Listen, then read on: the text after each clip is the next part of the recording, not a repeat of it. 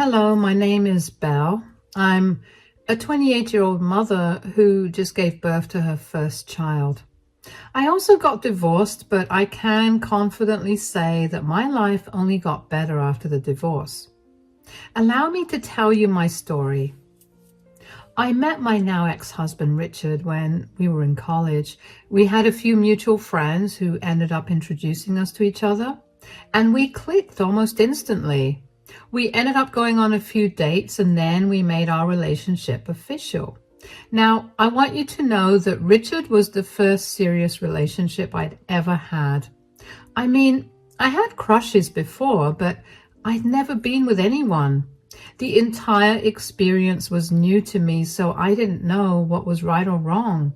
Not to mention, since it was my first relationship, I overlooked a lot of things just because I wanted the relationship to last. I know that was not a good thing to do, but I was young and naive, and Richard had systematically isolated me, so I had no one to talk to about how I was feeling.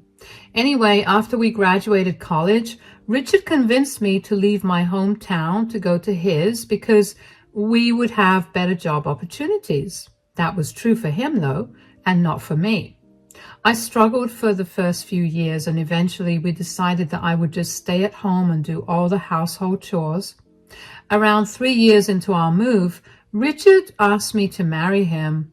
Of course I said yes, and we went to the courthouse to get married.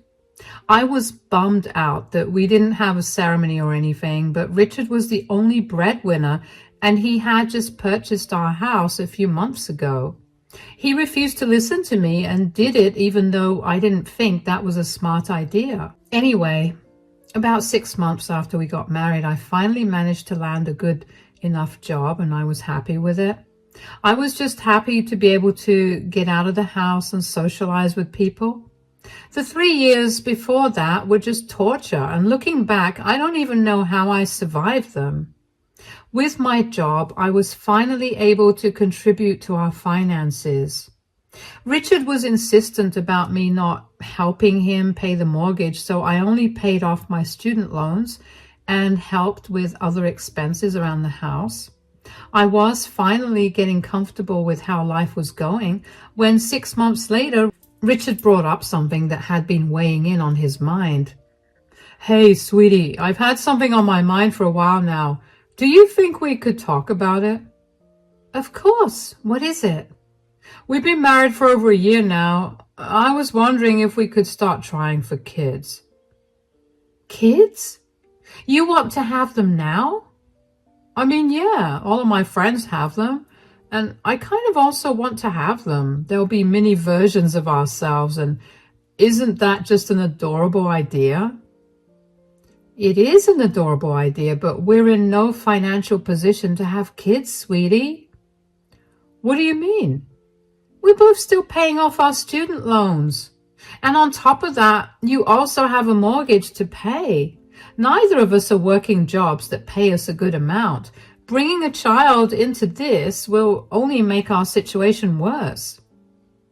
"I'm sure we'll be able to manage. I mean, we always find a way to make ends meet." "But I don't want to just manage. We're living pretty well right now, and I don't want to jeopardize that." "You can't always be selfish." "Excuse me? How am I being selfish here?" "It's always about what you want. When do we ever get to do what I want?" "Richard, buying this house was literally your idea, even though I told you that it wasn't a good idea. I would love to do the things that you want to do, but most of them are not sound financially for us." "You just always have an excuse, don't you?" "You don't have to get so worked up about this." "Of course I do. I've always wanted to have kids, and you're ruining my dream." "I'm not saying that we won't have kids. All I'm saying is that we wait a little longer before having them." "I don't want to wait for years only to be told no again. You need to make up your mind within the next week, or this is it for us." "Are you threatening to divorce me over this?" "I don't want to spend the rest of my life with someone who won't let me accomplish my dreams." Good night. I couldn't believe that Richard was threatening to leave me over having kids. I knew that I had always wanted kids, but I also knew that I only wanted them when I was able to afford them. Richard couldn't understand my viewpoint, and he only saw it as me refusing to have children with him. Over the next week, I tried my best to explain my viewpoints to him, but he would not listen to me. He would only get angrier. So eventually, in a desperate attempt to save my marriage, I agreed to have a child. Richard was over the moon, and I was feeling pretty miserable about it. It didn't take long, and after only 2 months of trying, I got pregnant. I will admit that I had warmed up to the idea of being a mother by that point, so I was just as happy as Richard when I found out I was pregnant. But that happiness was pretty short-lived, because after only 2 months of pregnancy, I began to notice a shift in Richard's behavior. Initially, he had been kind and caring towards me, especially because the first trimester was being particularly harsh towards me. But by the 3rd month, he began to withdraw himself and spend more and more time at work.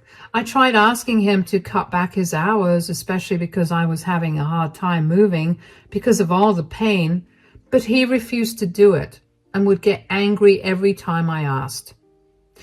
I let go of it and figured out how to do things by myself, but then things only got worse. Richard began coming home late at night, drunk out of his mind. Now, at first, he'd tell me he went out with some coworkers to celebrate some big new project or some accomplishment, but then he'd stop telling me that too. It got to a point where I was more safe by myself than I was when Richard was around.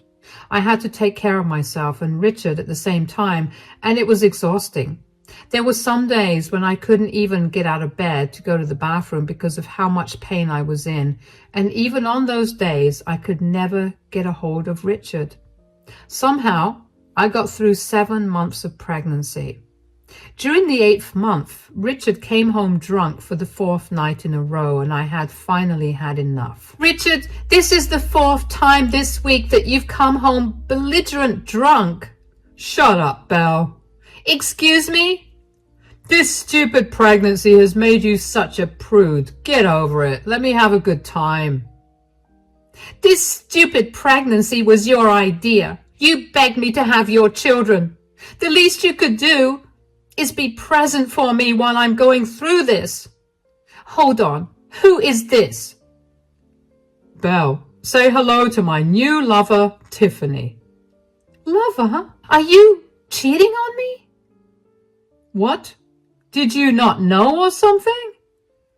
What? How was I supposed to know that? And how dare you? How dare I? How dare you? What does that even mean? You've been so sad and sick. It's so off-putting. Of course I had to go and find someone else to satisfy my needs. I don't know if you're blind or just plain stupid, but I'm pregnant with your child that you begged me to have. Of course, like always, you just have to blame me for your shortcomings. I'm sorry that my pregnancy has been hard on you, but did you for once think about what it's been like for me? You never once checked up on me. Instead, you've been out drinking away your sorrows while I'm stuck at home barely making it through the day. How dare you cheat on me and have the audacity to bring your mistress back home? Again with the nagging. Stop it. You're killing the mood right now. You're killing me with your words and actions, Richard. How could you do this to me? Gosh, stop being a drama queen. You know, this is a lot better than what some other husbands do to their wives. At least I'm only cheating on you and not hitting on you. What are you even saying? Aren't both of us being satisfied this way? You get to have a husband and I get all my needs met. You don't have to be such a prude. You are unbelievable. You need to throw this girl out, and I want you out of the house too. That is not happening. I do not want to be around you right now. You've done enough damage. You and your girl need to leave right this instant. Absolutely not. I bought this house and I'm the one that's paying the mortgage for it. You do not get to tell me what I should do. You know what? You should be the one to leave. You can't throw an 8-month pregnant lady out onto the streets right now. Oh, yes, I can. At least this way, I don't have to hear your nagging, and I get to have my fun. What are you doing? Richard, it's cold outside. I don't have a car. Let go of me. Richard grabbed my hand tightly and pulled me with him to the front door before throwing me out of the house. He smirked at me and then shut the door in my face. I stared at the door in shock. I could not believe what had just happened. I numbly walked away from the house and onto the street. I had no phone or wallet or my house keys. I was a pregnant woman, alone at night. Walking around the quiet streets, I was practically begging to get hurt. But I had nowhere else to go. All I had for company was the hurt from Richard's words and actions. I could not believe that he had been cheating on me when I was at home sick with worry and in pain from my pregnancy. Just as my tears began to fall, a car began approaching me and stopped right beside me. My heart was racing because I thought that I was going to get kidnapped. A man stepped out of the car and handed me his jacket. Hi there, you look cold. Here, take my jacket. Oh no, it's okay. Please, I insist. Thank you. I couldn't help but notice that you're all alone at night walking the streets in not very warm clothing. Do you need a ride back home? No, it's okay. I don't think I'm welcome back home anyway. What do you mean? Is Richard not treating you well? Hold on. How do you know my husband? He's my son. What? He told me that you'd abandoned him when he was a boy. I didn't abandon him so much as I caught his mother cheating on me and she filed for full custody of him.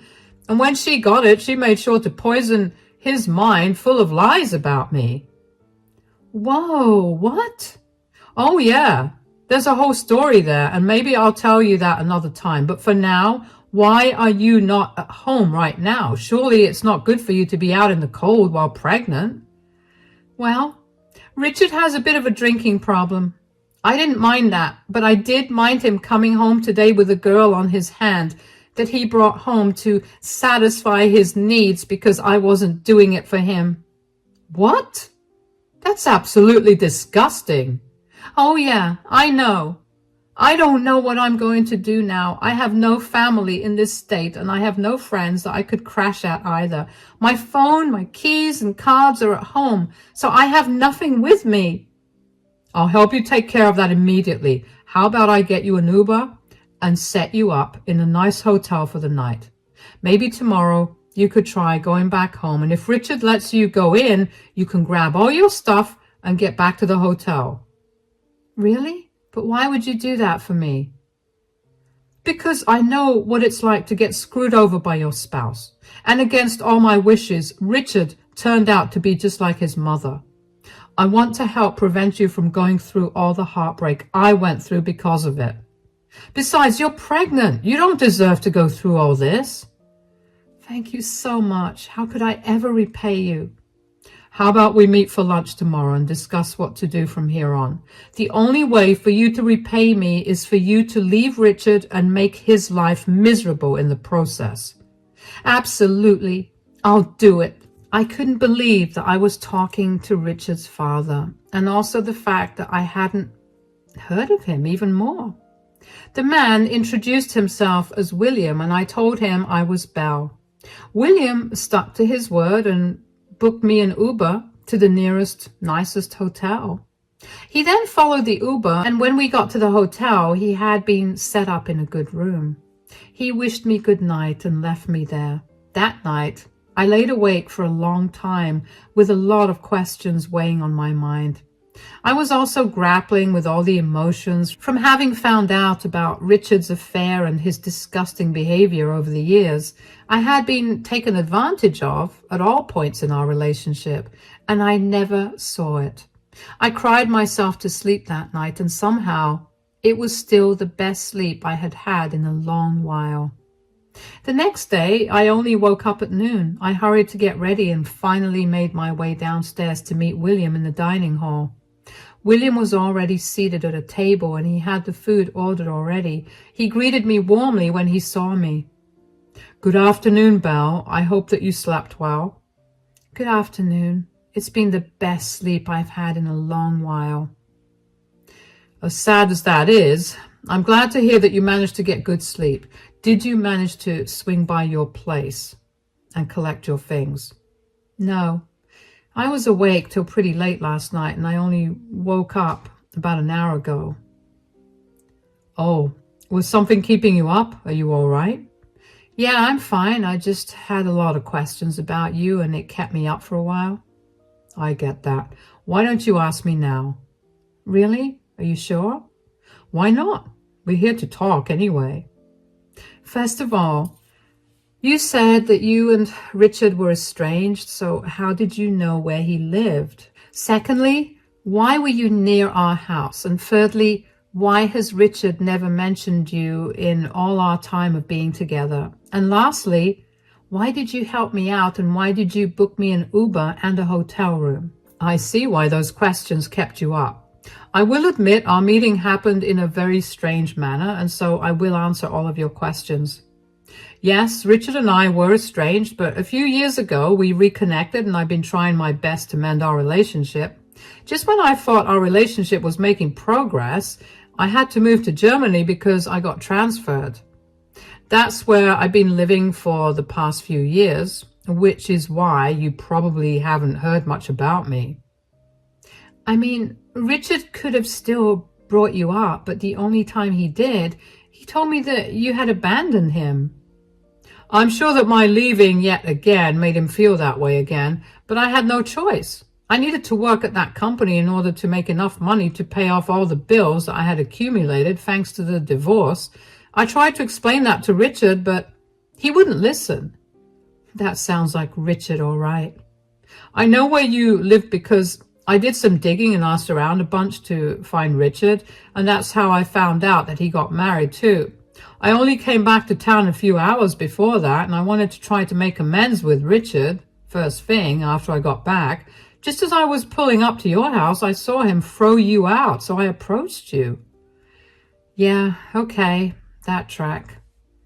"And lastly, I booked you an Uber and a hotel room because I highly doubt that you'd have been comfortable with getting into a stranger's car and home."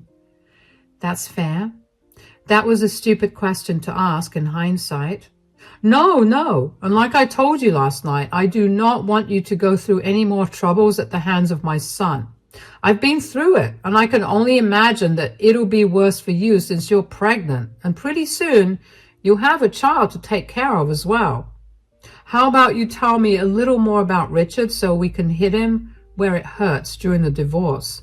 I was genuinely so grateful for William. I couldn't wrap my head around how someone as nice and caring as him could have possibly been related to a monster like Richard. Just the fact that William was perceptive enough to book me an Uber instead of inviting me into his car because he didn't want me to be uncomfortable was so enlightening to me. That was something I know for a fact that Richard would never have considered. William and I spent our lunchtime figuring out what we wanted to do about my situation. I could tell that William was angry with Richard and his actions because he kept trying to find the worst ways to humiliate Richard. When I told him the company that Richard worked for, William's eyes lit up.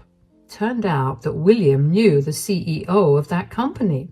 How did he know him? Well, William is a very big person in our city. I mean, I knew that he was rich, but I didn't know how rich or why he was that rich. It was jarring to know that I was sitting with one of the biggest names in our city, plotting revenge against his son.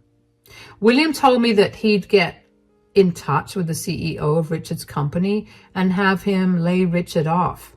I wanted to feel bad about jeopardizing Richard's future, especially because I knew about all our financial struggles, but I couldn't bring myself to do it. I mean, if Richard had no problem leaving me alone when I was pregnant and then throwing me out of the house, I had no reason to feel bad for him.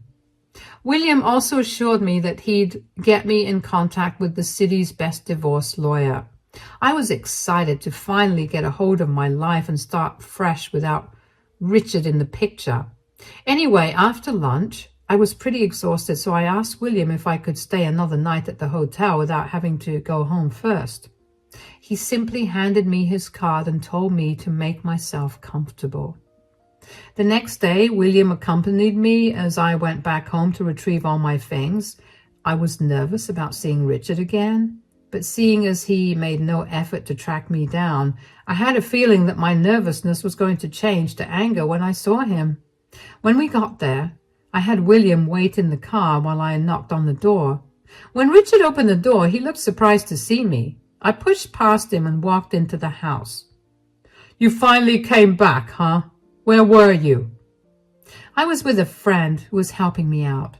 "A friend? You don't have any friends here. Are you also cheating on me?" "No, she isn't. I'm the friend she's talking about." "Dad, what are you doing here?" "I was going to come over to meet you the night before, but I happened to witness you throwing Belle out of the house. She told me that you were drunk and you brought home another woman. Is that right?" "It is, but I don't see how that's any of your concern." "Oh, it is my concern. You know very well how your mother tried her hardest to destroy me in the divorce, and I will not let that happen to Belle." "What are you talking about? We're not getting a divorce." "Yes, we are. William has been helping me find a good divorce lawyer." "Dad, you're helping her? But you don't even know her. You're choosing a stranger over your son?" "If I recall correctly, didn't you as a teenager do the same thing to me when you chose your mom's affair partner over your own father?" "So, is this some sick and twisted payback of yours?" "No. Even though you did that to me, I still tried my hardest to repair our relationship. I let you insult me and use me for my money, just so I could have a better relationship with my son. I let it all go, but seeing you treat your pregnant wife the same way that your mother treated me is where I draw the line. I just know that this is all Belle's doing. You brainwashed my dad. Was ruining my life not enough that you had to go after my family as well?" "How exactly did I ruin your life? I did everything you asked me to, even if it was at my expense. You were the one who decided to cheat on me and throw me out late at night with nothing except the clothes on my back. You're going to get what you deserve, and there's nothing you can say or do that will change that." With that, I turned around and walked straight to the bedroom where I began to pack my stuff up. My heart was racing because I stood up for myself for the first time, and I felt great about it. As I was packing my things up, I faintly heard William and Richard talking. More like Richard was screaming and William was calmly replying to him. Later, I found out that Richard was yelling at William for taking my side over his and would not let that go. After we left, William helped me move my things into my hotel room and let me rest for the remaining day. The next day, he helped me get started with the divorce filing. It was surprisingly easy, and my lawyer seemed to be a very good person. He asked me if I wanted to press any charges against Richard for neglect and abuse, but I wanted to wait on that because I wanted to see what he would do when he was served with the divorce papers. If there was one thing that I was sure that I wanted to do, it was getting full custody of my child. The lawyer helped set up the paperwork for that, and then I asked him to have them served to Richard after I had given birth. I just didn't want to deal with any of Richard's outbursts until then. Thankfully, only a week after all of that was done, I gave birth to a healthy baby boy. William helped me get an apartment, which he helped me and my baby move into once I was discharged from the hospital. I waited around 2 weeks after giving birth to tell my lawyer to serve Richard with the papers. Just as I predicted, Richard was fuming. He called me and asked to meet me. I suggested a cafe near his house, and when I got there, Richard was already sitting at a table looking angry. When he saw me approach the table, he stood up and began to yell at me for trying to get full custody of my child. Are you seriously trying to take away my custody of our child? Why would you have any custody to begin with? Get over yourself. I'm the reason that this kid exists, and you cannot take that away from me. You're the reason? You forced me into having this child, and then my body did all the work to grow this child. You did nothing but provide what was necessary for the fertilization. So, does that mean that I don't get to raise my son? I don't want you anywhere near me or my child. You're abusive and a drunkard. I'm sure that no court will grant you custody based on that fact alone. I could clean up my act and then get custody. I'm not letting you take my child away from me. You're right. There are ways for you to work around that, but seeing as you have no job, there's absolutely no way that they'll grant you any custody. Couple that with your record of drinking and say goodbye to me and my child. How did you know about me losing my job? I never told you. Hold on. Did you have something to do with that? Nope. I had nothing to do with it. Although your father is a very influential man in this city, I'm not so sure that he didn't pull any strings to make that happen. How dare you meddle with my life? I knew I was right to cheat on you. You were completely undeserving of any love. That's a lot of words coming from someone who has nothing going for him right now. You need to reevaluate your life choices and see why you are where you are right now. You can hate me all you want, but deep down you know that your decisions led you here. Don't talk to me like I'm some idiot. I will sue you. Go ahead and try. Your father has found the best lawyer in this city to represent me. Be careful not to spend all your money on court cases against me. That would be a very bad financial decision. Who am I kidding? You've never listened to me, so why would you listen to me now? Anyways, I have to go. Bye. I got up and left the cafe with my head held high. Nothing could beat the feeling of putting Richard in his place. All the hurt that he'd caused me finally came back to hurt him, and I knew that none of that would have been possible without me having accidentally met William. After that meeting, William stopped by my place and I told him about my encounter with Richard. William and I shared a laugh at Richard's soon-to-be bleak future. William offered to help me find a good job and pulled a few strings to get me a very good paying salary job. Rest assured, my child and I will be more than comfortable for a long time. William also set up a trust fund for my child to make sure that his future was taken care of. As for his relationship with Richard, William officially wants nothing to do with him. His witnessing how brutal Richard was towards me really made him snap, and he wanted nothing to do with Richard. William had told me that he had planned to give Richard a huge surprise by offering him the position of assistant manager, but obviously that was off the table. I couldn't help but wonder how much different life would have been if Richard had been a nicer person. Don't get me wrong, I'm very content with the life I have now. It's just that I sometimes can't help but wonder what would have happened. It's been a few months since I started the divorce proceedings, and thankfully, Richard has been easy to deal with. I guess my advice about how to use his money was taken seriously. Not that it mattered to me. My son is more than healthy, and William is quickly becoming a stable figure in our lives. He truly is a lovely man. I'm doing very well career-wise as well. As for Richard, last I heard, he couldn't keep up with mortgage payments and moved back home with his mother, who was not happy to hear that William was back in town. She sent me a lot of messages that essentially questioned my morality for letting an evil man into my life. But if William was evil, then what was Richard? I didn't want to deal with her, so I simply blocked her. I have had enough of being told what to do, and for the first time in years, I am living on my terms. I'm not going to let anyone control me or my decisions. And for the first time in a while, I'm actually excited to see what life has to offer me next. Cheers. Hello, my name's Faye. and I'm a 32-year-old woman. It's only been a few months since I got out of a toxic marriage, but I wanted to come on here and share my story with anyone willing to listen. Let me start from the beginning. I met my now ex-husband Jack when I was 27. We met on a dating app and we got along well over text, so we decided to go on a date. When I met him, he was this charming, handsome guy, and which girl didn't like that? He was also very ambitious and passionate about his work. I liked that, and that's what made him even more attractive to me. We dated for around 2 years before we decided that we wanted to get married.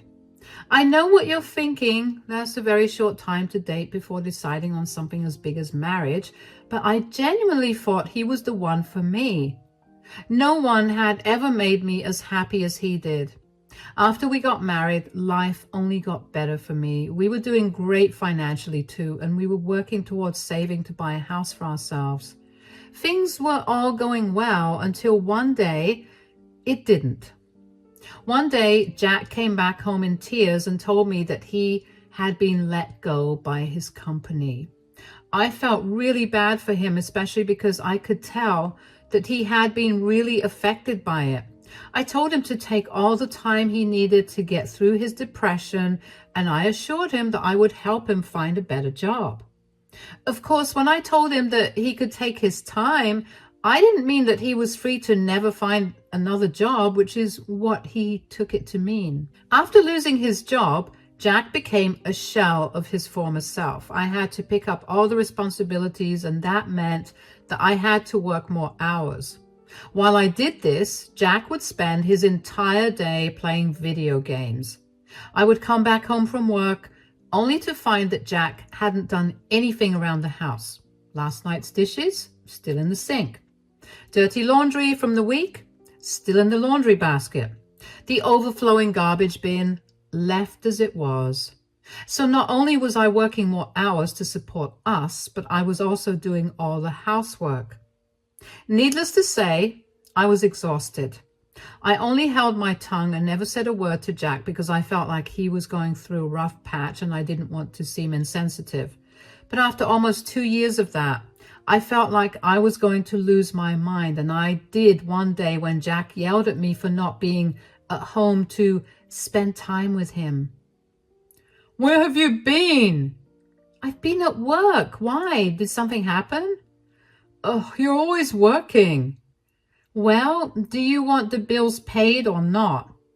"You don't have to work this much. Every day I wake up and you're gone. You only come back in the evening. And by then, you're so exhausted you never have time for me." "Maybe I wouldn't be so exhausted if you at least helped around the house." "Are you saying that I don't do that already? Who do you think replaces the toilet paper when we're not here?" "You can't seriously think that replacing the toilet paper is a big thing. Why don't you do the laundry for a change, or even just cook a meal for us?" "But that's so much work, and you know I'm really bad at cooking." "So much work? What about me?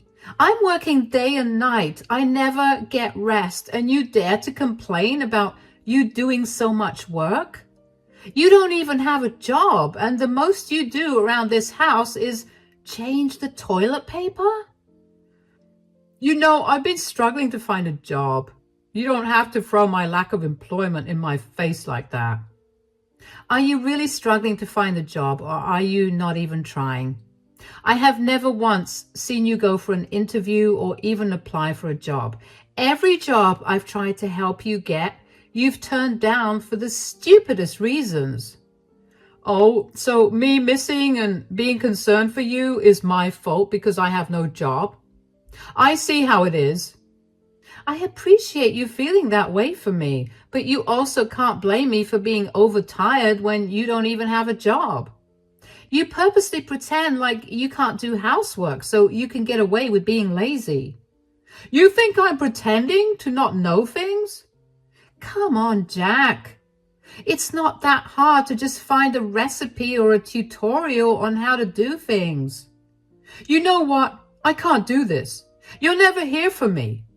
And all you ever do is whine and complain about me."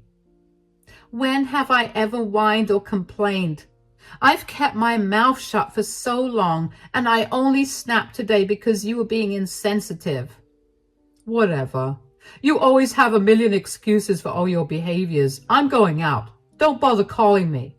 I was beyond frustrated with Jack, and in that moment, I was glad that he walked out of the house because I knew that we would have had a screaming match otherwise. I took the time that he was away to cool down and collect my thoughts. When I was finally feeling better, I decided to cook dinner and wait for Jack. But Jack never ended up coming home. I began to worry about him, and that worry soon turned into panic when he wasn't answering his phone. Eventually, I got a call from the hospital. They told me that Jack had been in a horrible car accident and that he had broken a few bones and suffered from a few pulled muscles and a few lesions in his tendons. He was going to undergo surgery soon, and they asked me to come down to fill out the paperwork. Now, when I was panicking before, I thought of all the worst case scenarios for Jack's lack of contact, but I never actually imagined it to come true. I rushed to the hospital in tears, and when I finally saw Jack, I broke down next to him and made sure that he was okay. Oh my God, are you okay? How are you feeling? I came here as soon as I could. I'm not okay, but I am lucky to be alive. I'm in a lot of pain. Oh my gosh, what happened? How did this even happen? I got T-boned at an intersection. It wasn't my fault, though. The other driver was drunk, apparently. I'm just so glad you're alive. I don't know what I would have done if you weren't alive. Whoa, no need to get so dark. I'm completely fine. I just have a few broken bones, but I'm doing pretty good otherwise. I know, but still, this is scary. Did the doctor tell you anything about how long you're going to have to be here? Yeah, I need to be kept here in case I injured my spine. I need to get physiotherapy and all that. Okay, but how long? It'll be a month at best. All right, that's no problem. I'll be by your side the entire time. Sweetie, I don't know how to tell you this, but I don't think you'll be able to be by my side at all times. What do you mean? What I mean is that we can't afford for me to stay here for so long. Your insurance doesn't cover me, and I don't have one on my own. I'm going to end up costing us a fortune, and I don't think we have the luxury to spend every single second next to each other. You're right. Okay, I might not be by your side at all times, but I promise to be here as often as I can. What are you going to do? Pick up extra hours? No, I was thinking of picking up another job. If I could find something with a little higher pay, it'd be good for us. I'm sorry that I put us in this position. Hey, you have nothing to apologize for. You're my husband. It's my duty to help you and take care of you when you're not feeling good. In sickness and in health, remember? I know, but I don't want you to suffer and struggle because of me. Darling, that's none of your concern. None of the efforts I put into work will feel like a struggle because I know that it will all lead to you getting better and healthier. You just rest and get better as fast as you can, okay? You have nothing else to worry about. Let me take over and make sure everything goes smoothly. Words cannot describe how worried I was for Jack, which is why I never stopped to think about the financial aspect of this accident.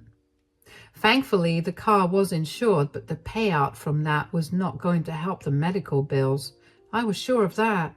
So I picked up another job and somehow found the time to work both of them.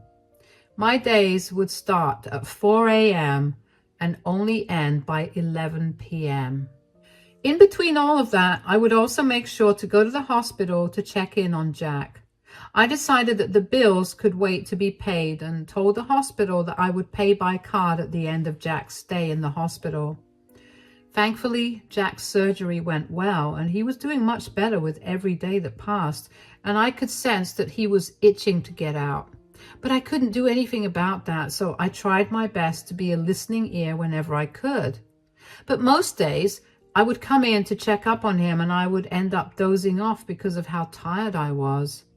It got to a point where Jack himself asked me to not visit him every day because it pained him to see me so tired. So I began alternating my visits to him, but I would call him every single day. That was not a good idea because about 2.5 weeks into his stay at the hospital, when I went to visit him, I found out that Jack was practically developing a crush on someone else. "Hey, sweetie, how are you doing?" "A lot better than you. What happened? You look like you haven't slept in days." "Between work and worrying about you, I haven't been able to sleep, but you tell me how things are."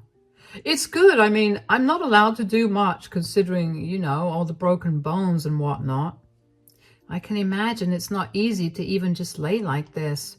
"It would not be easy if I was not pumped with a lot of painkillers." "I'm glad that you're not in a lot of pain." "Yeah, I have to admit that this whole experience has been a lot easier with Mia around." "Mia? Who's that?" "Oh, she's this new nurse who keeps checking in on me at all times." "Huh." "Yeah, she's only 23 years old and she's such a sweet thing. Plus, she's really easy on the eyes, and you know what they say about true beauty, it really does soothe your eyes." Are you serious right now? What's wrong? Are you seriously telling your wife to her face about how you've been ogling some nurse? Are you jealous? Faye, come on. There's no need to be jealous. Look at me. I'm in a full body cast, for crying out loud. The cast doesn't stop you from ogling another woman, though. Look, am I flattered that Mia may have a thing for me? Sure. But does that mean I have a thing for her? Absolutely not. I'm just appreciating an attractive person. This is no different from you telling me that you find a particular actor or singer hot. You know that it's different in every way. Don't try and make me seem like I'm just like you. Oh, come on. At least you get to see people that aren't in either hospital gowns or scrubs. I have little to keep my mind occupied, and it helps that there's a pretty nurse that likes me a little. You know what you could have thought of? Me, your wife, who's working really hard to make sure that you get the best care in this hospital. Don't be like that, Faye.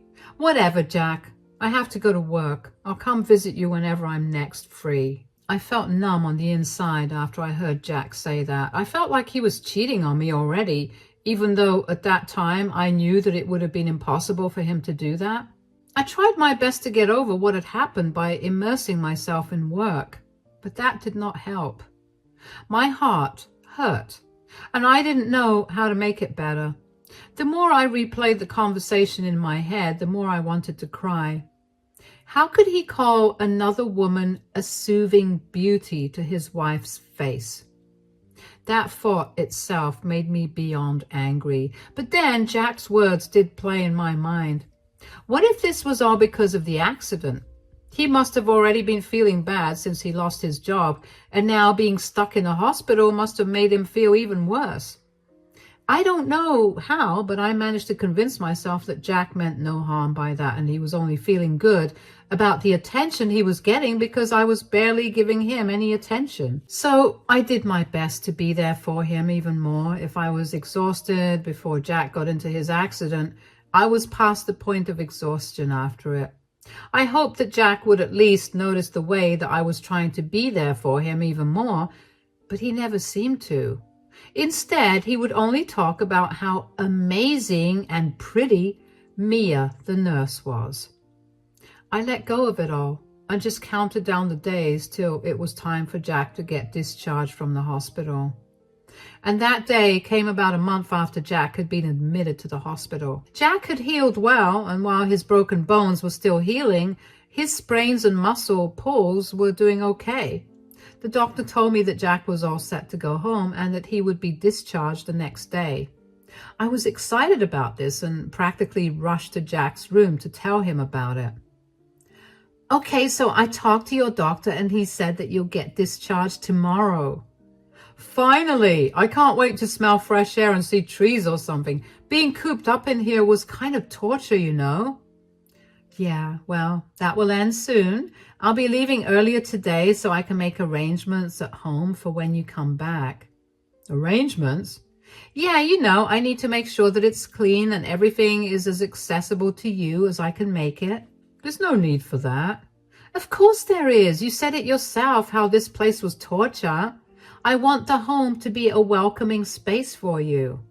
I appreciate the thought, but that won't be necessary because I'm not coming home with you. What? What does that mean? Who are you going home with then? I'm going home with Mia. She's been here for me this entire time, and I don't think I could have made it through without her. Are you being serious right now? You can't go home with her? You're not my mother. You don't get to tell me what I can and can't do. You've been absent for almost the entire time that I've been in this hospital, and not once you even apologized. Instead, you just got annoyed with me. Because you would constantly praise Mia.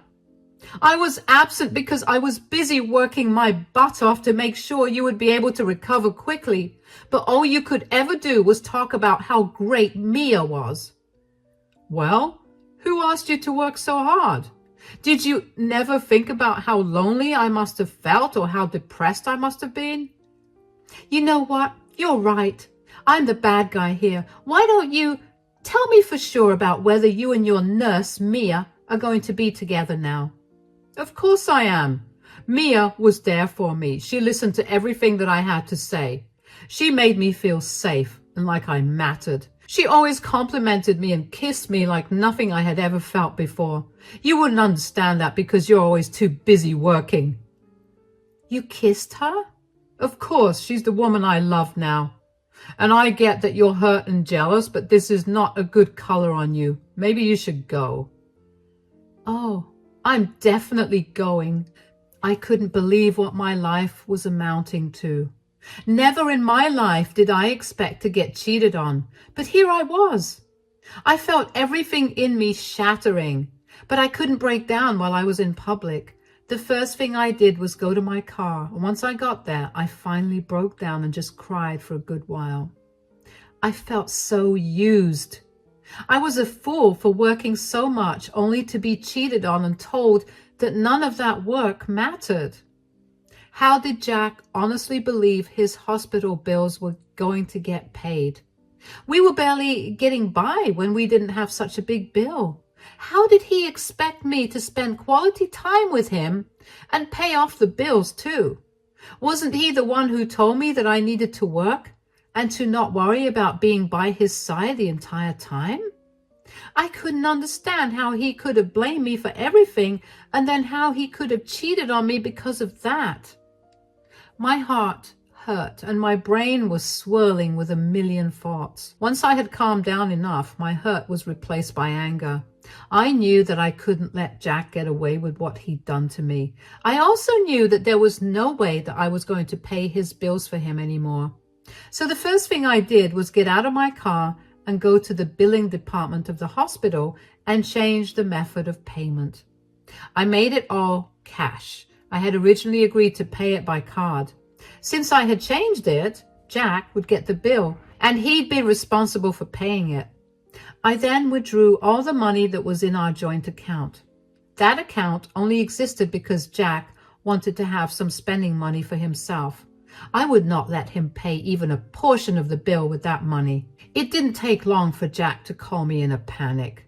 The next day, while I was at work, I got a dozen calls from Jack, which I ignored at first, but then eventually picked up because I was getting annoyed. Where are you? At work. You left me without paying the hospital bills? Yeah, why? Why, are you serious? You know I can't afford to pay for this? And that is my problem because I'm going to never be able to pay this off. Does that not worry you? Jack, you made it abundantly clear that you didn't like me or want me around you ever since you met Mia. Why don't you ask her to pay the bills? She's only 23 years old. She doesn't have this kind of money. Oh, should have thought about that before you told me I was not as good as Mia. Can you stop being such a jerk? You need to help me pay this off, or or I might go to jail. Or you could get a job. Why do I have to be responsible for your bills? I don't want to get a job right now. What will I even be able to do with this broken body? And you're my wife. So you should help me out. Well, as a husband, you were supposed to only be attracted to me, but you didn't fulfill that, so why do I have to help you? Because you care for me, at least. Jack, there was a time when I cared for you more than anything in the world, but that's not the case anymore. You broke my heart and shattered all trust I have in you. I don't care for you. Since you clearly didn't care about me, you'll be getting served with the divorce papers soon. Divorce? You're leaving me? Why are you surprised about that? What did you expect me to do when I found out that you were cheating on me? I may have been blind to your romance with Mia, but I don't have that low self-esteem to not walk away from you. You can't leave me, especially not since I have such a huge debt. You'll also need to move out from here soon because I broke the lease with the landlord and he's given us a month's notice to move out. Are you trying to make life harder? What is your problem? Oh, well, life can be unfair sometimes. Anyway, I have to go now. Bye. The sheer audacity that Jack had to still expect me to not only pay his bills, but also to care about his financial ruin was truly astounding. I didn't think he could have gotten any more stuck up, but there he was, and he wasn't even ashamed of it. It's like he prided himself on being a horrible person. How I did not leave him sooner was genuinely a mystery to me, and a mystery that made me feel ashamed about myself too.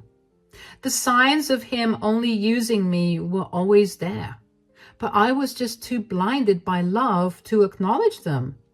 But I was not anymore, so the first thing I did the next day was find a good divorce lawyer. I needed to get separated from him, and I knew that doing that would finally allow me to put everything behind and start afresh. While I was in the process of filing for divorce, I couldn't help but reminisce on Jack and my relationship. I felt so disappointed in myself for not noticing how hard he made me work while he got to relax and enjoy. He practically baited me into doing it.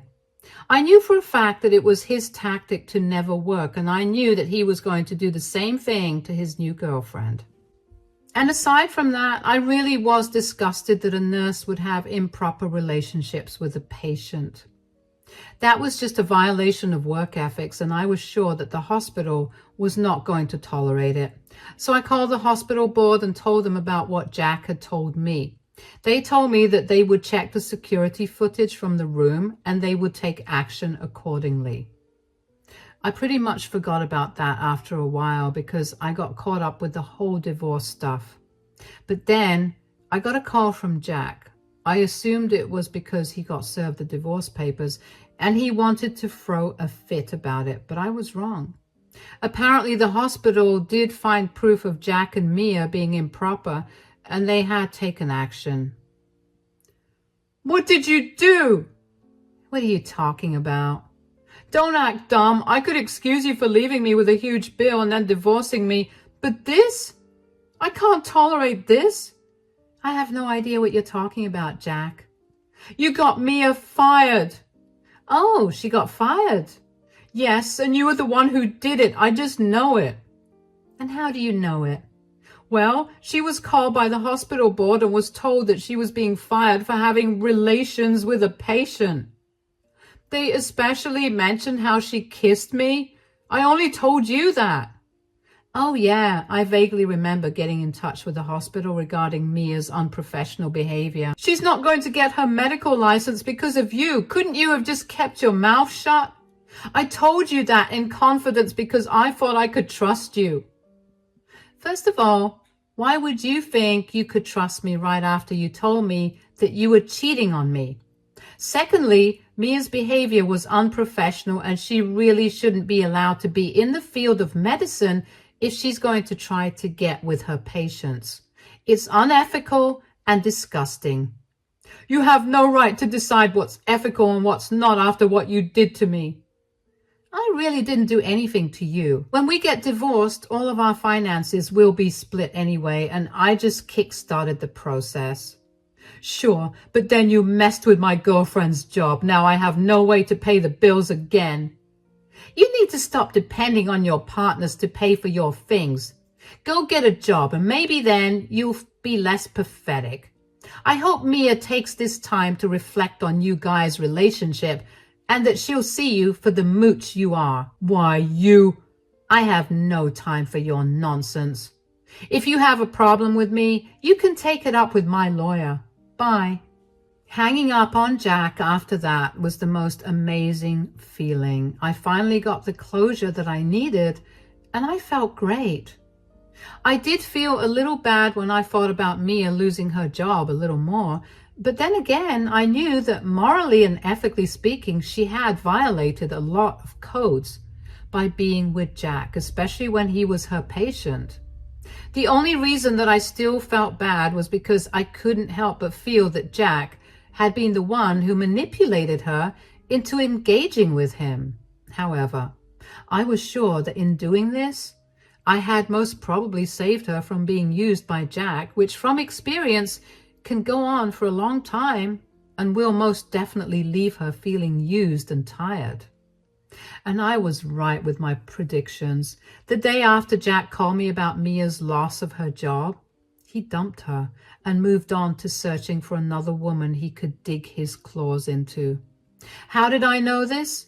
Mia herself contacted me. She was obviously angry with me because she blamed me for her losing her job and her man, but I didn't engage with any of her messages. I knew that maybe one day she'd realized what a huge bullet she'd dodged. As for Jack, I know that he's barely making it through each month. His family has refused to talk to him because they reached out to me to get a full story of our breakup. When they found out what he's been doing, they wanted nothing to do with him. They did help him out a little financially, but they've apparently given him a time limit on that help. I know that because Jack would constantly text me to cuss me out for ruining his life.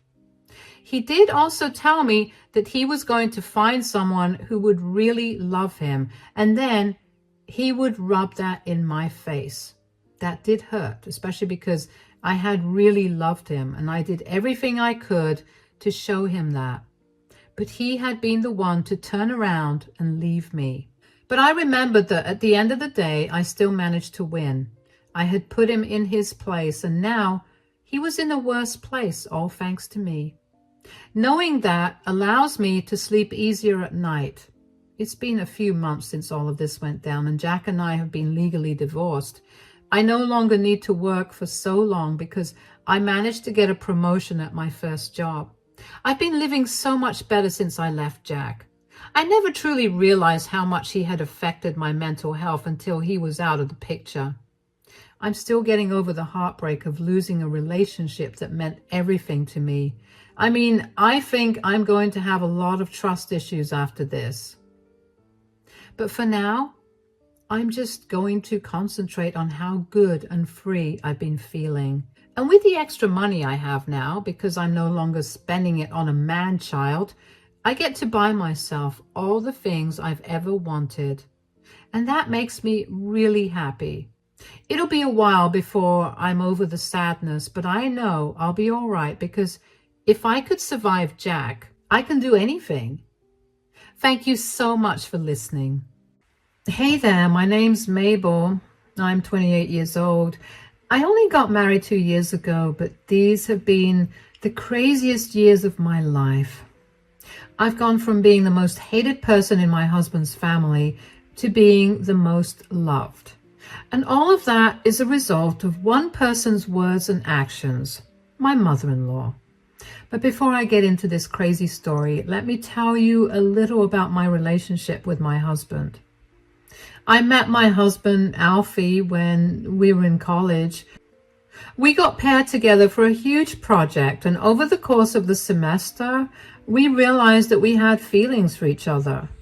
We ended up going on a few dates before finally making our relationship official. Before Alfie, I hadn't had any serious relationships. I had crushes, and the closest thing I had to a relationship was when I confessed my feelings to my crush on the last day of senior year in high school, and he told me he felt the same way. Since it was the last day of senior year and we were both planning on going to different places for college, we never got into a relationship. I know this seems pointless, but believe me, this will come up later on. Anyway, Alfie and I had a very healthy relationship from the start. Alfie made me feel so comfortable with him from the get-go, and no man has ever done that. He was also a very good listener and always made me feel like my feelings and thoughts were valid. It's because of this that I knew that our relationship would last for a long time, and it did. When we hit the 1-year mark of our relationship, Alfie introduced me to his mother. His mother had single-handedly raised him, and so he practically idolized her. Not to mention, she was the oldest in his family. She had 4 other siblings, and she was the oldest. When I met her, I immediately felt intimidated. She had this very intense aura, and she seemed so judgmental about me already, while I was on my best behavior with her. And by the end of the meeting, I couldn't help but feel like she did not like me. I never brought it up with Alfie, though, because I didn't know what I would tell him. I was not sure about my feelings themselves, so what would I say? Anyways, after we graduated college, we decided to move in together and spend the next 2 to 3 years focusing on our careers. During this time, Alfie would take me as his +1 to all his family gatherings whenever they happened. These gatherings were dinner parties that were hosted for a variety of reasons, from birthdays to just regular meetups after a long time. Initially, I was loved at these gatherings. Everyone was nice to me, and I was the same with them. And then, after Alfie and I got married, I began to notice that there was a shift in the way that his family treated me. They were very cold towards me. It started with only a few members at first, but gradually, like a virus, it spread to everyone. I once again didn't say anything much to Alfie because I thought I was imagining it all. And then it all came to a head on Alfie's cousin's birthday. I was truly alone during the entire time. Alfie was whisked away by his aunt as soon as we stepped into her home. And then I basically didn't see him at all during the rest of the party. I tried to approach a few people and talk to them, but all of them ignored me and walked away from me. At some point, I felt so humiliated by trying only to get turned down that I stopped trying and just sat in a corner. I had to really control all my urges to not burst into tears. Finally, as the party was winding down, Alfie came over to me only to get dragged away from me again. 10 minutes later, he finally came over to me and we made our way back home. On the drive back home, Alfie apologized for taking so long, and I couldn't help but be envious of his good night. "I'm so sorry that I took so long. My aunt dragged me to talk to my cousins, and then they went on a whole tangent about something, and hey, it's okay, don't apologize. I'm glad you had a good time." "What about you? Did you not have a good time?" "I'm also sorry that I wasn't with you a lot. Everyone wanted to talk to me for some reason." "I had an okay time, I guess." "Okay time? Why? Did someone say something or do something to you? Did you not enjoy the food?" "No, the food was great. As for someone saying or doing something to me, no, that didn't happen. And that's the reason I didn't have a good time." "What do you mean?" "Well, I was pretty much sitting alone in a corner the entire time." "Are you serious?" "Yeah, I tried to get up and mingle with some people, but they all ignored me. They would give me a once-over and then just leave me standing there. It got too humiliating to try again after it happened 3 times, so I just gave up and sat alone." "Oh my God. I'm so sorry that happened. I don't know why they treated you that way. They're usually such nice people. I'm going to talk to them and see what's going on. No, don't. I don't want that to backfire in any way. Besides, this has been happening for a while now. I mean, I would feel a few of your cousins or your aunts and uncles judging me, but it was never this bad before. Why didn't you say anything to me about this before? I don't know. I guess I thought I was making it up in my head. And then I thought that they were probably taking some time to get used to me being a part of the family. I'm so sorry that you've been going through this. Is there anything I can do to make up for this? Do you think I could maybe sit out the next gathering you have? I just don't want to be humiliated like this again. Of course, I don't want you to do anything that you're uncomfortable with. And don't worry, if anyone says anything about your absence, I'll put them in their place. My heart warmed to hear Alfie side with me so quickly. I was so glad that he was understanding of my issue and that he was ready to make sure that I was comfortable. I was still upset about my night and about my bad reputation with his family. I couldn't for the life of me figure out why they suddenly didn't like me enough to ignore me so fervently. Thankfully, no more events were happening for a while after. Alfie also did not talk to anyone else about my feelings, although I really did have to beg him to not say a word. I did not want to start anything unnecessarily. One day, however, Alfie's sister Laura came over unannounced. Laura and I had a pretty good relationship. She was younger than Alfie and she attended the same college as I. I got to spend a fair amount of time with her and I thought that we had a pretty good relationship. But then that view was going to be changed pretty quickly. I was surprised to see Laura standing at our doorstep, but I was happy to see her, so I invited her in. Oh, hey, Laura, come in. Hi, is Alfie around? No, he just left to go pick up some groceries. Do you need me to pass him a message? No, I mean, yes, but I wanted to tell you too, so it's okay. All right, what is it? I'm hosting a dinner party because I got a promotion at work next weekend, and I wanted to invite you two to it. That's wonderful. Congratulations on the promotion. I know how hard you've been working, and I'm glad it all paid off. Thanks. It was a lot of hard work and time spent. I just want to celebrate with my family, so make sure you two attend. Laura, I love you, and I'm so proud of your success, but I really don't think that I'll be able to make it to the dinner. What? Why?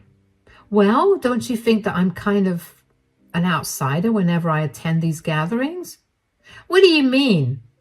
I just mean that everyone always ignores me for some reason. They purposely engage Alfie in conversations and whisk him away from me, so I'm left all alone and I have no one to talk to. And why do you think things are that way?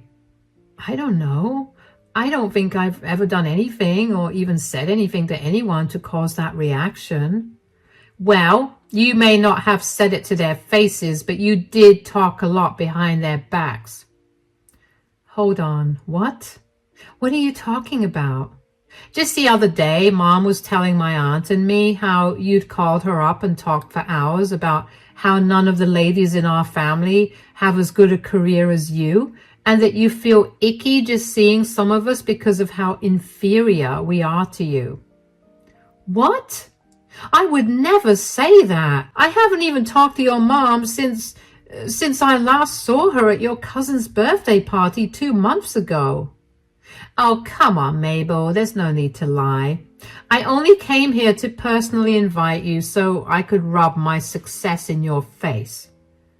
But I could never think that way. I'm nothing like that, I swear.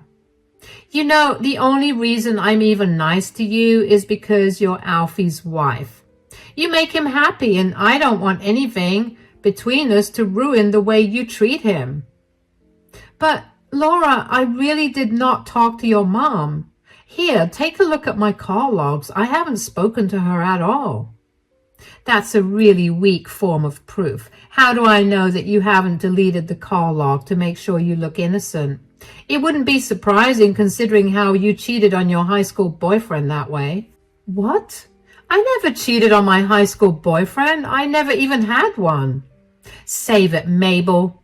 I didn't come here to discuss your personality. I have to leave. But tell Alfie about the party. You don't have to come if you don't want to. Cheated? High school boyfriend? What was Laura talking about? And what was that about me thinking that the other women in the family were inferior? I couldn't believe what I was hearing. I had never once said a mean word against anyone in Alfie's family.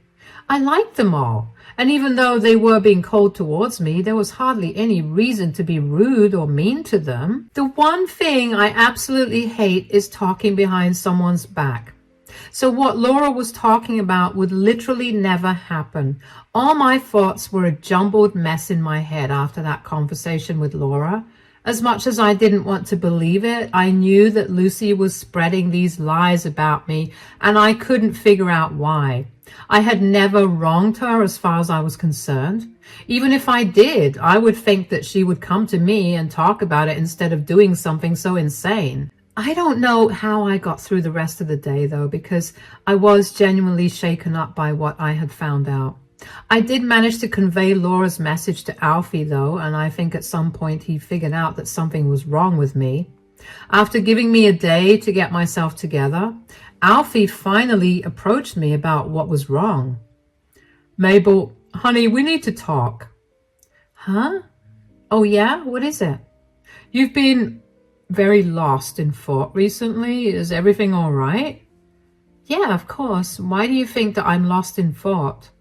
Well, just right now, you were blankly staring at the TV for about 15 minutes and it's not turned on. You've been this way since yesterday, and I can't help but think that something happened when my sister came to invite us to her party. You're right. Something did happen. I just don't know how to process any of this, and that's why I haven't had the guts to tell you anything. All right. What is it? When your sister invited us, I told her that I wouldn't be able to attend because, we decided that I could skip the next family gathering considering how miserable I was at the previous one. Uh-huh. Did she not react well to it? No, that's not it. She did ask me why I couldn't attend, and I confided in her and told her about how I felt at your family gatherings, and then she told me that apparently your mother has been spreading lies about me to your family. What? What do you mean? She told me that your mother told her and your aunt just a few days ago that I called her to tell her that I thought all the women in your family were inferior because none of them were as successful as me. What? That's insane. That's what I said. And what's even worse is that I haven't spoken to your mom since I last saw her 2 months ago. Did you tell Laura that? I tried to show her my call logs, but then she told me that it was weak proof because she knew how I cheated on my high school boyfriend in the same way. Excuse me? What? Where in the world did she get that idea from? I'll give you one guess. But why would my mom do something as insane as this? I don't know why she went to this extent. I mean, we knew she didn't like me very much, but I didn't think she'd actually go this far. I don't know what to do anymore. I can't keep living like this. I'm a monster to your family. I fully agree. I couldn't figure out why nobody seemed to like you, but now I do. It's time to get even. Do you really want to get even with your mom? Absolutely. She had no reason to mess with you this way, and now she needs to get a taste of her own medicine. Why don't you call her over in a few days? Why? We'll get her to confess to what she's been doing, and we'll record it. At Laura's dinner, we'll play it in front of everyone. I'm sure that no one is going to be pleased with Mom. Okay, that sounds like a plan. I know that I was praising Alfie only a few minutes ago about how he had always made me feel heard and all that, but even though I still believed that, when it came time to tell him what was going on, I couldn't help but panic that he would not believe me. I mean, when you have a tight-knit, loving family and an even stronger and amazing mother, why would you ever believe that they were capable of being a bad person? This is why when Alfie believed me without even doubting me for a reason, I felt like crying. I still don't know how I managed to find someone as amazing as him. Alfie was on top of me to get the best camera to record Lucy's confession. He made sure to even test the camera out and to make sure that we only got the clearest audio and vision from it. I was so incredibly grateful for the initiative that he took. About 3 days after we made our plan, I texted Lucy and asked her if she could meet me at my place because I wanted to discuss something with her. Lucy took a couple of hours to respond, but she eventually told me that she would be at my place in the afternoon the next day. I was an anxious mess the next day, and Alfie helped calm me down. And when Lucy's car pulled up in the driveway, Alfie went up to our bedroom and hid there until Lucy left. We wanted to make it seem like I was home alone so Lucy would feel comfortable enough to confess to me. Lucy didn't even let me greet her. She cut right to the chase. So, what did you want? Why do you think that I want something? Let's not beat about the bush. You and I both know that we don't talk. I was glad that we went so long without talking and then you had to go and ruin my joy. Wow. You could have just said no if you didn't want to talk to me. But where's the fun in that? I know that you must have something important to discuss with me if you had to invite me over to your place. Fine. I did need to talk to you about something. Knew it. I'm giving you 5 minutes to get it over with. It's come to my attention that you've been spreading lies about me. What? Do you honestly think I have that much time on my hands to smack talk you? I think you do, because that would explain why no one in your family wants to talk to me and always look at me with disgust. I can't help it if you're insecure, Mabel. Maybe don't blame me for it and people will like you. Stop lying and just admit it. You told Laura that I thought that all the women in your family were inferior. You also spread lies about me cheating on my high school boyfriend. Laura would not have thought of them herself. She has no reason to. Okay, fine. I do spread lies about you, but only because I don't think you deserve to be a part of this family. You stole my son from me, and you need to be punished for it. So, you spread disgusting lies about me? What else have you told people about me? Oh, nothing too big, just things like you tricked Alfie into marrying you so you could pay off your huge credit card debt, and you talked about everyone behind their backs. You think kids are gross, which is why you don't want to spend time around my nephew's kids. My God, you really made me into a monster. Why would you do something so horrific to me when I haven't done anything to hurt you? You took my son from me. You think that's not hurtful? I didn't take your son from you. Alfie loves me and he chose to be with me. You need to tell everyone that you were lying about the things you said about me. No way. I need everyone to hate you so Alfie will finally see that you're not good and he'll leave you. That's never happening. But what will happen is that you will get caught in your lies, especially now that I'm on to you.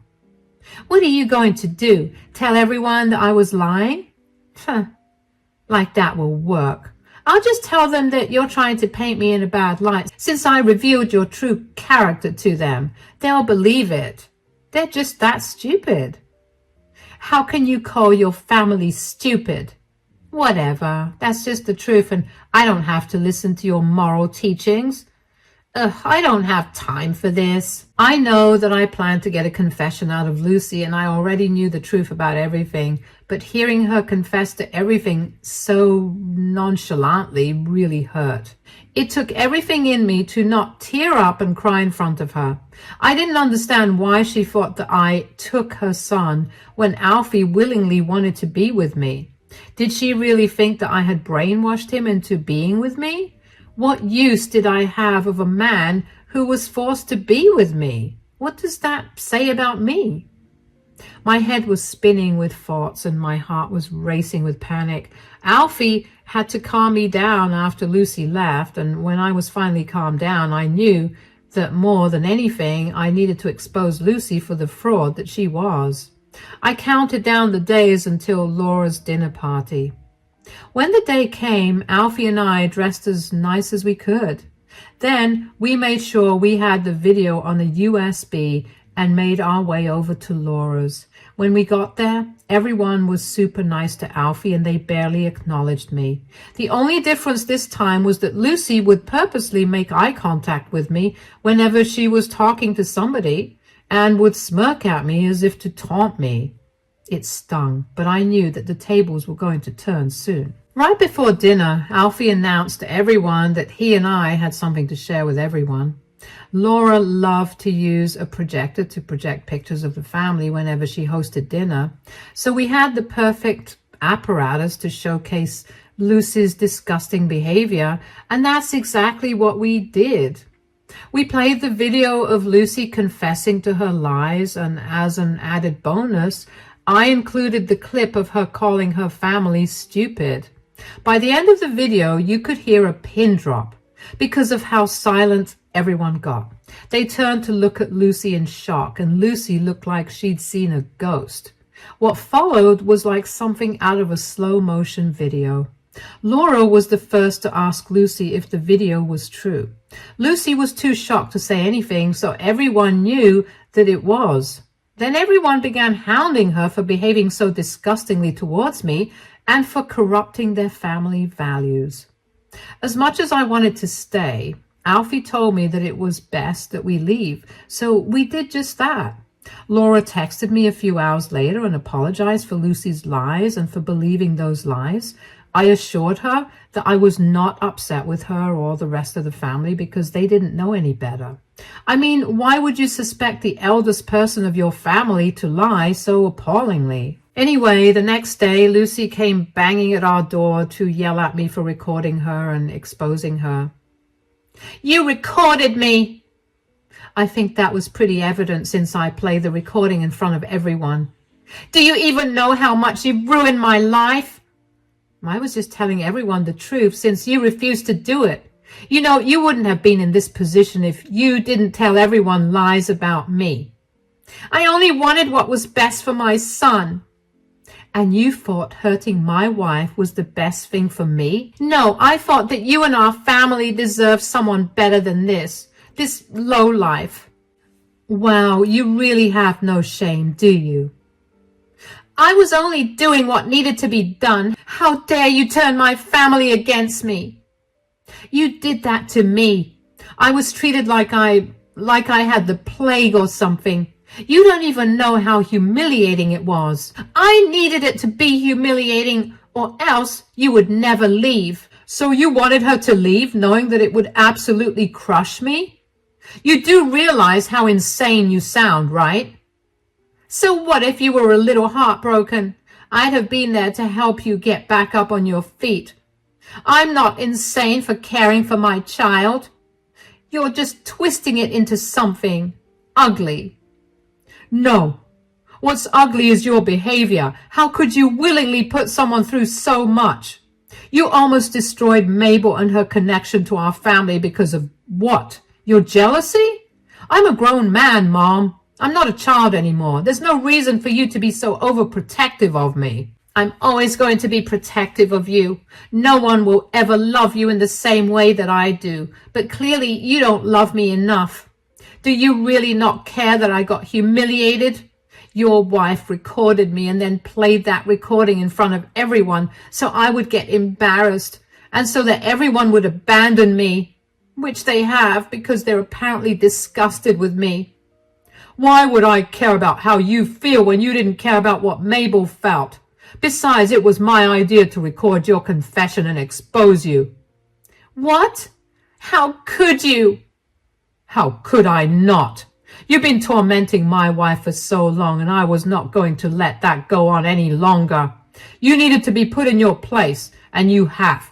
So deal with the consequences of it all now. This is all Mabel's fault. She's brainwashed you and the entire family against me. You need to start taking responsibility for your own actions. And you need to stop thinking of everyone in your family as stupid. Every one of them, including Alfie, is capable of making their own decisions, and they decided that you were a horrible person for what you did to me. And so they don't want to be associated with you. And neither do we, so please get off our property and never come back. We've had enough of your shenanigans. Bye. Alfie slammed the door in Lucy's face, and it felt like the end of a chapter in our lives.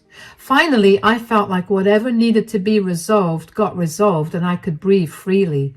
Alfie apologized once again for his mother's rude words, but I saw no reason for him to apologize, especially since he so beautifully stood up for me and even helped orchestrate how Lucy got exposed. I thanked him profusely instead. In the days that followed, I got a lot of messages and calls from Alfie's family members that were apologies for the way that they had treated me. A lot of them told me that every time they wanted to come and talk to me about what Lucy had told them, Lucy would tell them something even more egregious about me, which would make them upset and not want to confront me about it. I was genuinely upset that Lucy had gone to such lengths just to get rid of me. I would have much preferred her telling me she hated me to my face rather than her doing all of this. In doing this, she ended up not only hurting me, but also her family, because I know for a fact that they're all lovely people, and she made them out to be mean and uncaring people. Needless to say, none of them wanted to keep contact with Lucy. I heard reports from all of them that Lucy had tried contacting them and convincing them that I had altered the video to make her seem like she was saying a bunch of rude things. But I knew she would say something like that, which was why I purposely sprung for a camera that had timestamps on it. If I doctored it, it would have been very visible. When Lucy realized her lies were no longer working, she switched to victimizing herself. She went around telling everyone the same narrative that she was telling us, that she was only doing what was best for Alfie. No one was buying a single thing she was saying, and nothing made me happier than seeing her realize that she had no power over her family. What did she expect when she insulted all of them?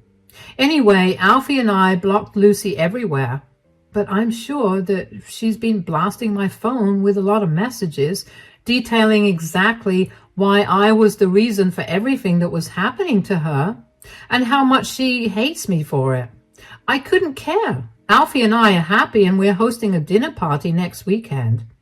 I'm so excited to finally get to spend proper time with his family and to finally get to know them well. I guess I just wanted to tell you all through my story that what goes around comes around. Be nice to everyone around you and you'll only get good things. If you don't know just how bad things can get for you. Thank you for listening to my story. Hello, I'm Avery. I'm a 35-year-old woman, and I'm only just emotionally recovering from the most bizarre thing to have ever happened to me. Never in my life did I think that my life would take this turn, but here I am. I wanted to share my story with anyone who wants to listen, partly because I know that this is an interesting story, and because this might just help me process what has happened. Let me start by telling a little about my ex-husband, Ross, and me. We met thanks to a few mutual friends. They set us up on a blind date, and I only agreed to go because I had nothing better to do. While I did approach the date with an "I don't care about this" attitude, I found myself very interested in Ross. He was a very charming man, and he had a great sense of humor. We went on several more dates before we became official.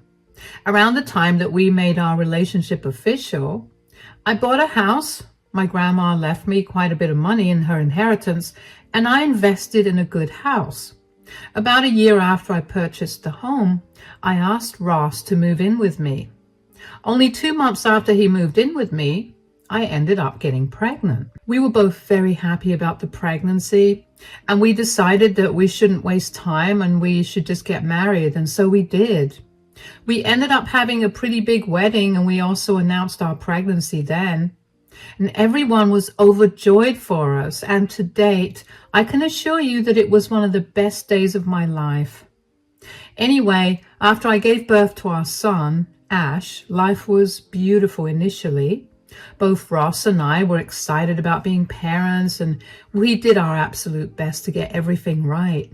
Ross would help around the house and would actively help with baby care.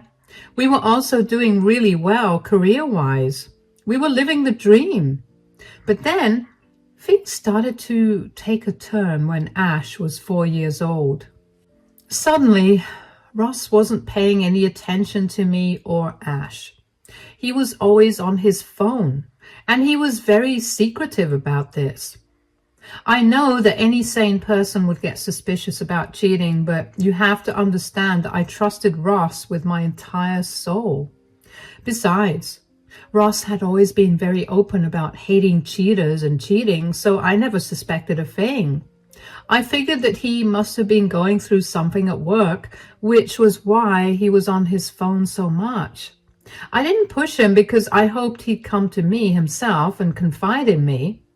But that didn't happen for months, and I finally lost my cool when one day I got a call from Ash's school telling me that Ash hadn't been picked up. I left my office in a rush and picked Ash up.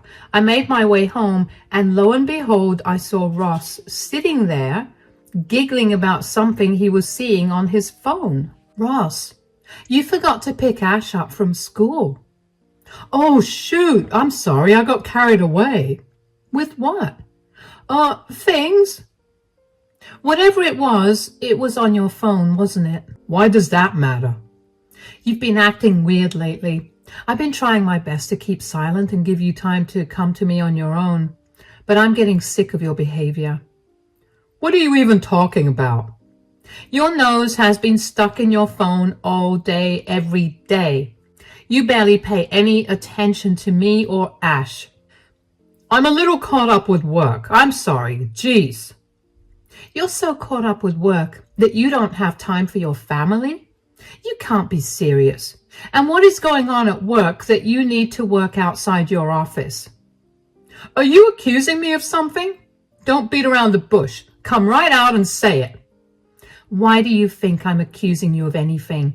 I'm asking you if there's something wrong that you aren't telling me about. I'm your wife, for God's sake. The least you can do is tell me what's going on with you." "There's nothing wrong, I promise." "Then why is your nose buried in your phone all the time? And don't you dare tell me it's work, because both you and I know that it's not work." "Fine. It's not working. My colleagues and I were talking the other day, and they introduced me to this app that's essentially like Reddit, where you can make friends and talk to them all anonymously. I've been on there, and I guess I was just having fun learning about new people." "Are you serious? Couldn't you have just told me that? Why did you have to go to lengths to lie to me?" "I don't know. I didn't want you to get even more upset with me." "I'm more upset at the fact that you're lying to me. But as much as I'm happy that you're making more friends, I do want you to pay some more attention to Ash and me, yeah?" "Yeah, I'll do that. I'm sorry I've been so weird recently." "It's okay. Now, why don't you go and bathe Ash while I get dinner started?" I was relieved at that time that Ross was only doing something harmless, but I couldn't shake off the feeling that something was seriously wrong. I wanted badly for our family to be intact, and I avoided thinking of anything that would hurt that wish. And thankfully, Ross became a better dad again after that. He returned to who he was for a few months. I even thought that our relationship was strengthening, but that didn't last too long. Ross gradually began to go back to being on his phone constantly. He began avoiding all his responsibilities yet again, and he essentially stopped communicating with me altogether. Nothing I said, no matter how gently I spoke to him or how much I yelled, he would not respond to me. He would barely acknowledge me, and it would drive me crazy. I cannot even begin to tell you how many nights I spent crying myself to sleep. This behavior of his continued for 2 years. We only spoke about non-consequential things regarding our everyday life, but never about anything that mattered. Eventually, I got over the hurt and I gave up all hope of our relationship going back to the way it had been. Even Ash got used to Ross barely being there. I only remained with Ross because I didn't want Ash to grow up in a divided household. But that wish, too, came crashing down one day when Ross surprisingly initiated a conversation with me. "We need to talk." "Yes? What is it? Can't it wait? I have to help Ash with his homework right now." "No, I'm afraid this cannot wait. It's something serious." "Oh, all right. What's wrong? Is everything all right?" "Everything's great for me, but I don't think it's about to be that way for you." "What do you mean? Stop being cryptic and just tell me already." "I've been seeing someone." "Seeing someone? What do you mean?" "I met another woman online. She's the reason I've been on my phone a lot." "How could you do that? Do you not care that you're tearing our family apart? Not to mention, how dare you phrase your cheating as you seeing someone? You're not single. You don't get to say it like that." "Look, I get that you're upset, but this is your reality now. I can't help that I ended up developing feelings for someone else." "Are you serious? How are you just dropping this bomb on me?" "I've decided to move out today." "Excuse me?" "Yeah, my online girlfriend just moved into our city 2 weeks ago and I've been itching to see her. But then she asked me to move in with her and I couldn't say no." "Couldn't say no? What about us? What about me? What about Ash? Do you not care about your family at all?" "I do care about you guys, but things have changed now, and so have my priorities. I'm not sorry for my affair, but I am sorry for springing this up on you so suddenly." "Look, can't you just meet this girlfriend of yours and continue living here for Ash's sake? I'll stay out of your way, but our child doesn't deserve to live without his father." "No, I made my decision. It's final. There's nothing you can say that will change my mind." I just want to know why you felt the need to cheat on me and then abandon us." "Look, I don't mean to be harsh, but you've gotten kind of boring, and after giving birth to Ash, you've gotten kind of ugly." "Are you kidding me? Instead of talking to me about your issues, you decided to cheat and abandon your family?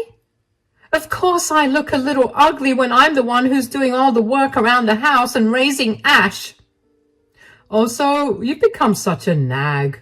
Ugh, it's disgusting." "Of course I'll have to nag you when you never do the things I ask you to do. What's so exciting about your girlfriend anyway?" "She just understands me in a way that no one else has." "So, our 10 years of being together was a joke to you? And you're going to pick some woman you met 2 years ago over me?" "It became a joke the second you became boring, yes. And I'd choose her over someone ugly and boring like you any time." "Oh, wow. You know what? You should leave. Go and have a nice life with your girlfriend. But if you ever come crying back to me, just know that I will make your life miserable."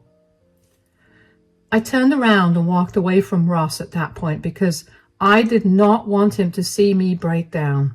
That would be giving him too much satisfaction. Ross obviously did not waste any time leaving the house, and the second that he left, I broke down into a sobbing mess.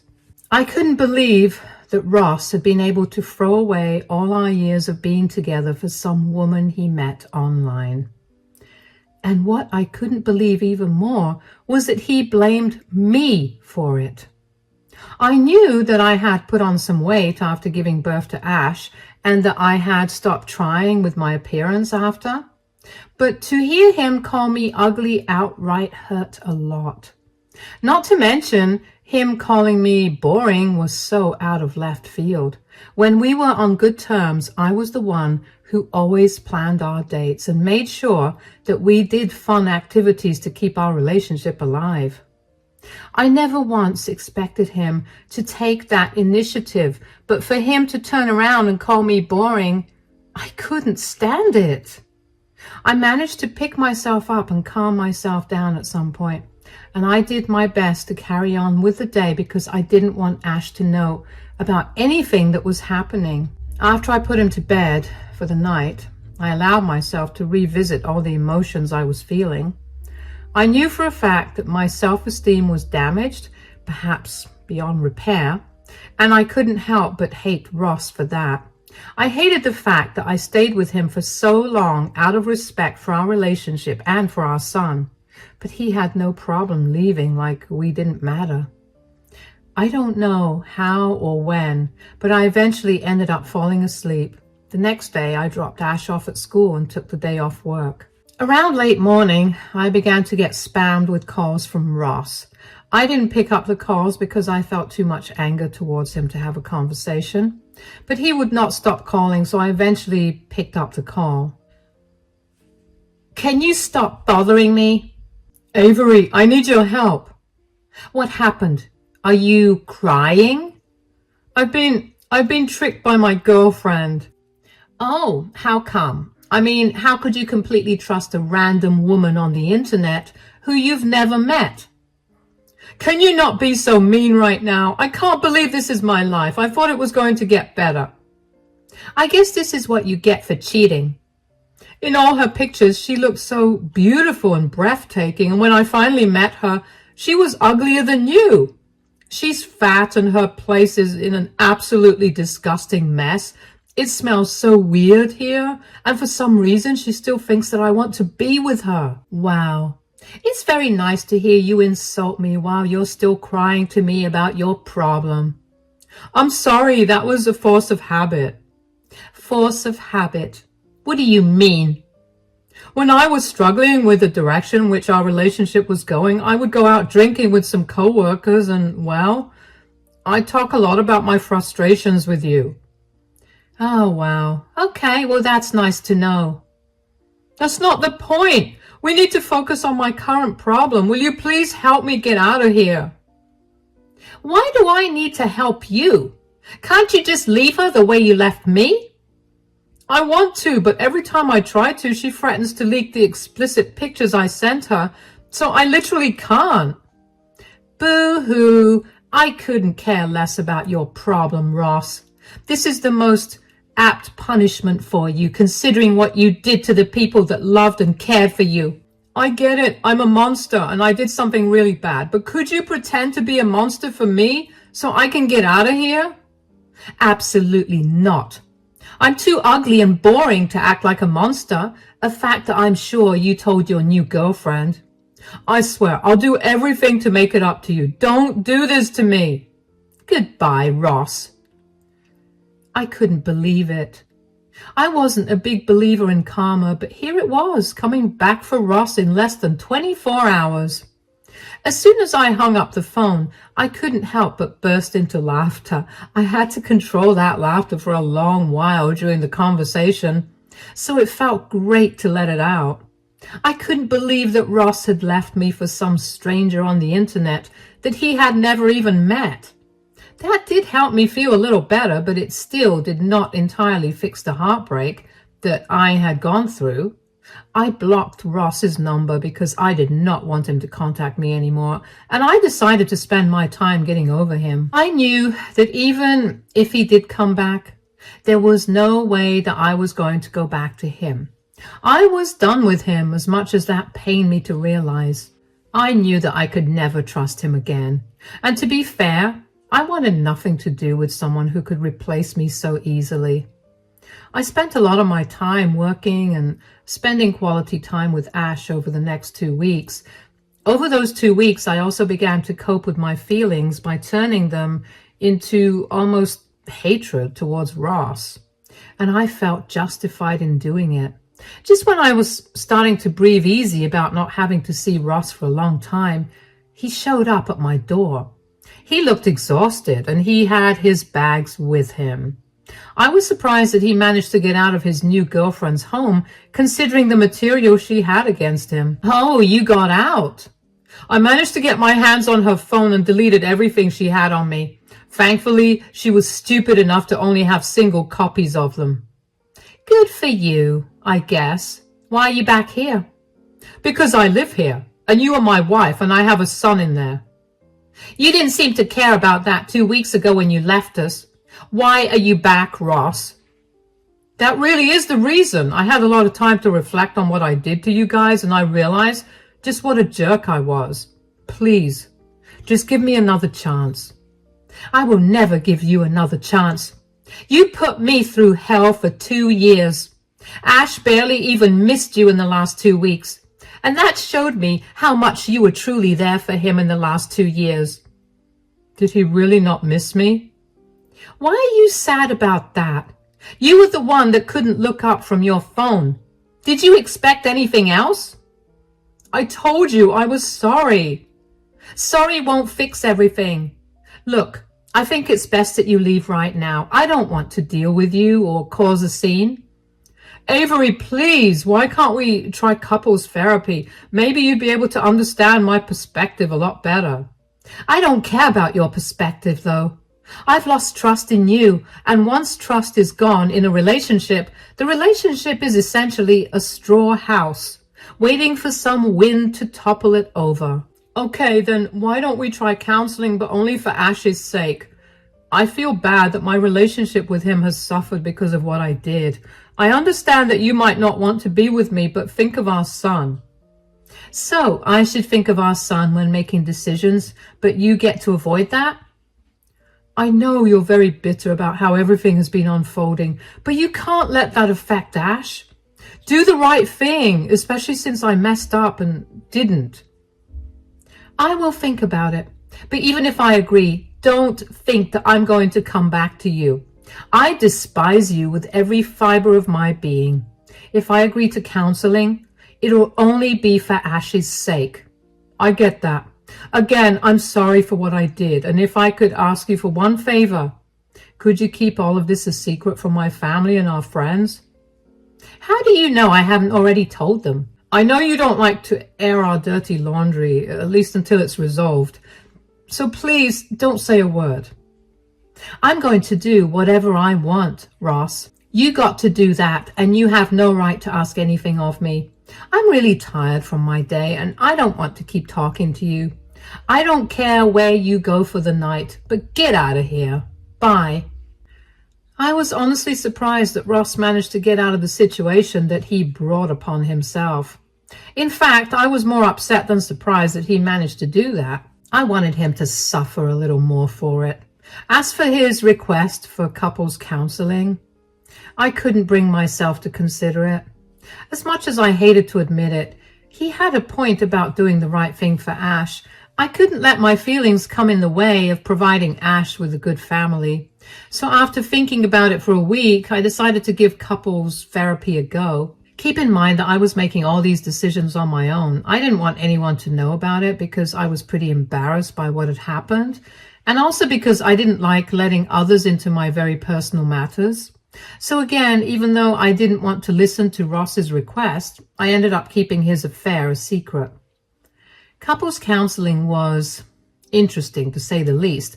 I found out that Ross started cheating on me because he happened to see one of his co-workers' wives, and she was apparently so beautiful that he was embarrassed that I was his wife. That's when he began to seriously analyze his life and eventually came to the conclusion that he could do a lot better than me. So he took to the forum that his friends told him about and felt flattered when a few women began flirting with him.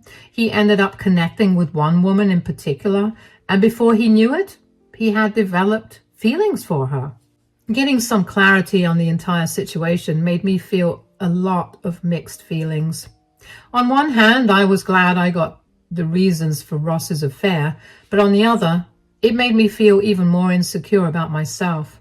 I could tell, though, that as we scheduled more sessions, Ross's hope that we could mend our relationship began to grow. I tried my best to tell him that wasn't happening, but he wouldn't listen. One day, though, Ross's parents approached me and asked me what was going on between Ross and me. I never took the time to think about where he had been living, but apparently he had been living with them. He apparently refused to give them any solid reasons for why we weren't living together, and they got tired of his excuses. I was tired of dealing with Ross too, so I cracked and told them everything. They were shocked to hear about it and apologized a lot for his behavior.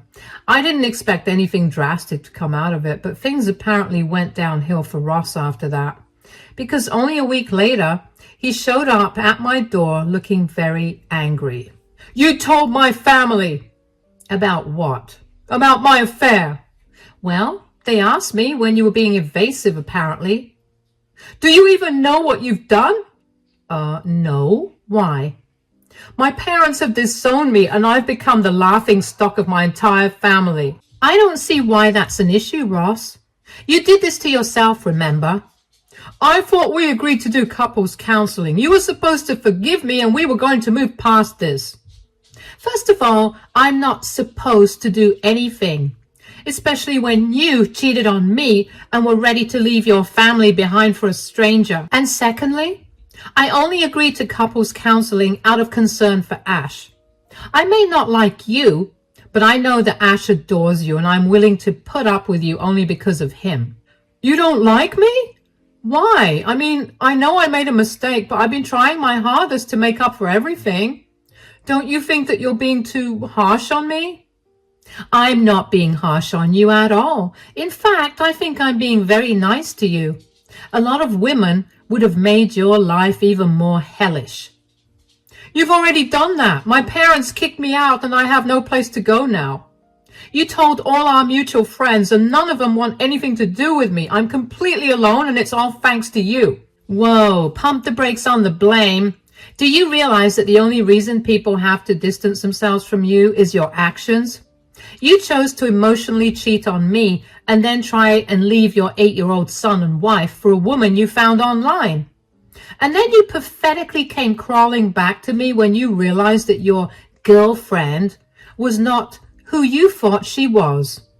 "But that was a genuine mistake. I was very unhappy and I was not in a good place mentally." You can't blame me for my actions when I was mentally unstable. I know that not being in a good place mentally can make someone do stupid things, but that still does not excuse their actions. I understand that you did what you did because you weren't doing good, but you could have also tried to go to therapy instead of cheating on me. Fine, you didn't do that, but you could at least take responsibility for your actions. So far, you're blaming everyone and everything but yourself for what happened. Fine, I'll go to therapy for myself. But you need to reverse what you've done. It's only a matter of time before my colleagues also find out, because your friend who works with me also knows about what happened. I can't reverse anything, and even if I could, I wouldn't. You've shown me and everyone in our lives that Ash and I don't mean anything to you at all. We're just good backups. And that's not okay with me. We're your family, and if you can't treat us like that, then you can leave.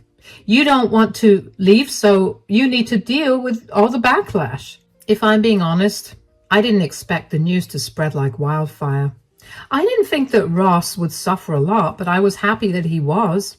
I knew that I didn't have it in me to be mean to him. I still had such a soft spot in my heart for him, but to see that something I had done had unintentionally led to his downfall made me incredibly happy. Since everything was pretty much in the open after that, I decided it was time to go ahead with the divorce. Of course, I sat down with Ash and explained to him as gently as I could that his father and I were going to be living separately. Ash had a lot of questions, and I tried my best to be as honest as possible without tainting his perception of his father. Thankfully, Ash didn't seem too upset, and trust me, I checked in on him every single day for over a week to make sure that he was doing okay. He remained the happy, bubbly kid he was and did not seem upset about the divorce at all. I mean, on the one hand, I was happy that he was doing good, but on the other, I couldn't help but feel so angry with Ross for neglecting Ash enough for Ash to not even feel upset at the thought of his dad leaving. I got the divorce filing process started almost immediately after I told Ash about it. I don't know why, but Ross seemed very shocked when he got served with the divorce papers. Okay, fine, I'll admit it. I made sure that it was served to him while he was at work. He must have been humiliated, but I was beyond caring. I only wanted to cut all ties I had with him. Ross called me to scream at me for stringing him along and giving him false hopes when I agreed to couples counseling. I didn't have it in me to argue with or entertain him anymore, so I simply told him that he was out of his mind and hung up on him. And of course, Ross was not going to make the divorce process easy for me. He contested the divorce and wanted to get everything that we shared. Of course, the court didn't let that happen. I was given the house because I had been the one that paid for it, and it was my name on the title and deed. As for our finances, I had already withdrawn what was my contribution to the account the day that he left us, so all that was left was his money. I let him have all the things that he paid for in the house, and then with that, I was done with him.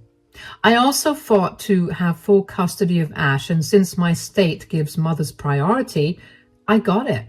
Ross was given visitation hours every weekend and was ordered to pay child support. After our divorce was finalized, I felt like a huge burden had been lifted off my shoulders.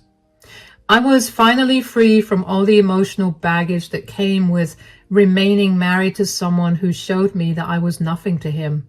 Sure, I had to see him every weekend, but that was okay because now he was nothing more than the father of my child. But seeing him every weekend quickly changed. Turns out word did get around about Ross and his failed attempt to cheat and abandon his family. Ross was too embarrassed to continue working at his job, and with no one to support him, he decided the best thing to do was flee the state. He's still regular with his child support payments, but not seeing him so often has only made me happier.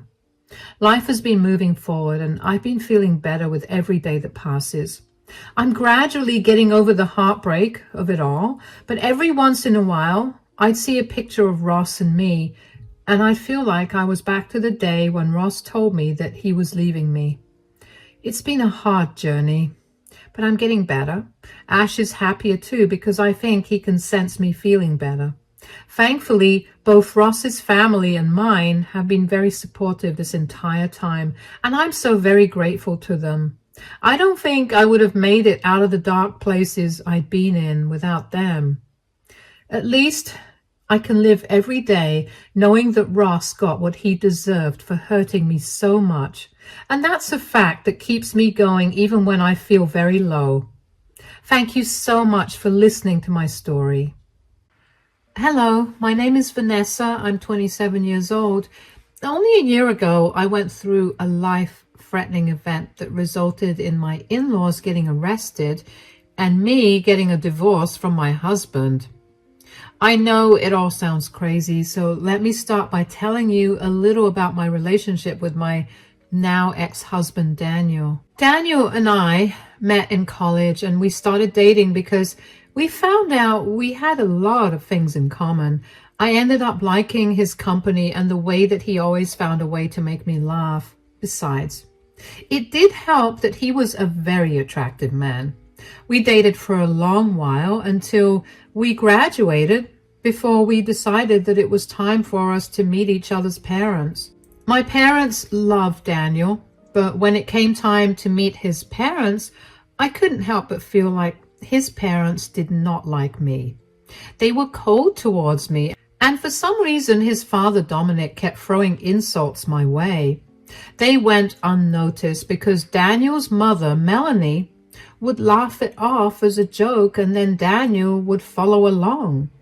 I was pretty uncomfortable the entire time, and I was beyond glad when it was time for us to leave. After our first meeting, Daniel asked me how I liked his parents.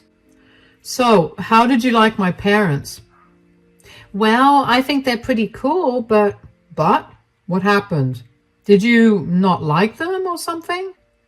No, but I think that they don't like me. Why in the world would you think that? To start, your mom barely even looked at me, and the few times that she did, I swear she sneered at me. What? That's nonsense. My mom prides herself in being a proper lady. That's literally the last thing she would ever do. And then your dad kept throwing thinly veiled insults at me the entire time. Literally, when did he do that? When I was telling him that I was a legal consultant, he said, and I quote, "Lawyers are known to be scumbags, and they also tend to look like it. I wonder if my son has a thing for those." Oh, come on. He didn't mean anything bad by that. That's just my dad's sense of humor. That's a pretty messed up sense of humor, and very hurtful too, don't you think? I guess I've just gotten desensitized to it, but I can see how it can be hurtful to someone who isn't used to it. I'm sorry that they made you feel that way, but I promise you that they never intended to do it. Are you sure? Because if they don't like me, I'll respect that and keep my distance. I understand that sometimes you can just not like a person, and I don't want to seem annoying by being around them a lot. Hey, don't you dare think that way. It's been a while since I brought a girl home, and they're a little protective of me. I guess they were just trying to judge how you were for me. Don't take it to heart, please. Fine, if you say so.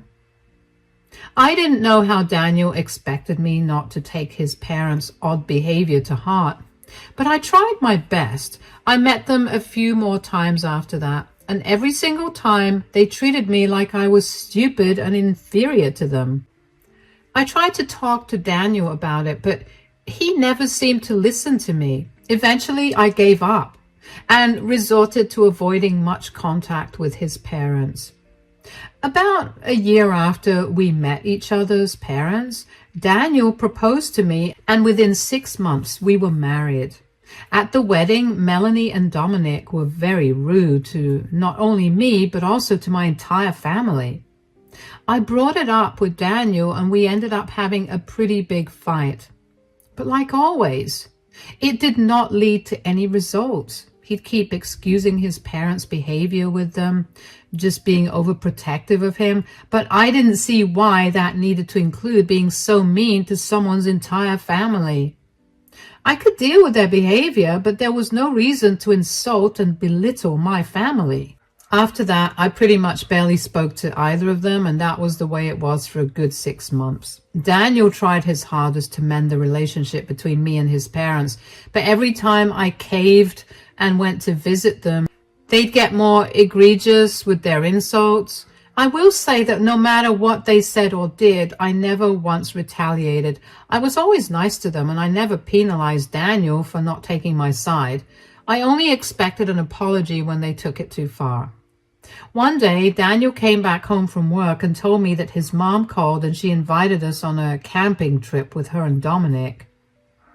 So my mom called me today. Oh, what did she say? She told me that she and Dad were going on a camping trip this weekend. That's nice. Good for them.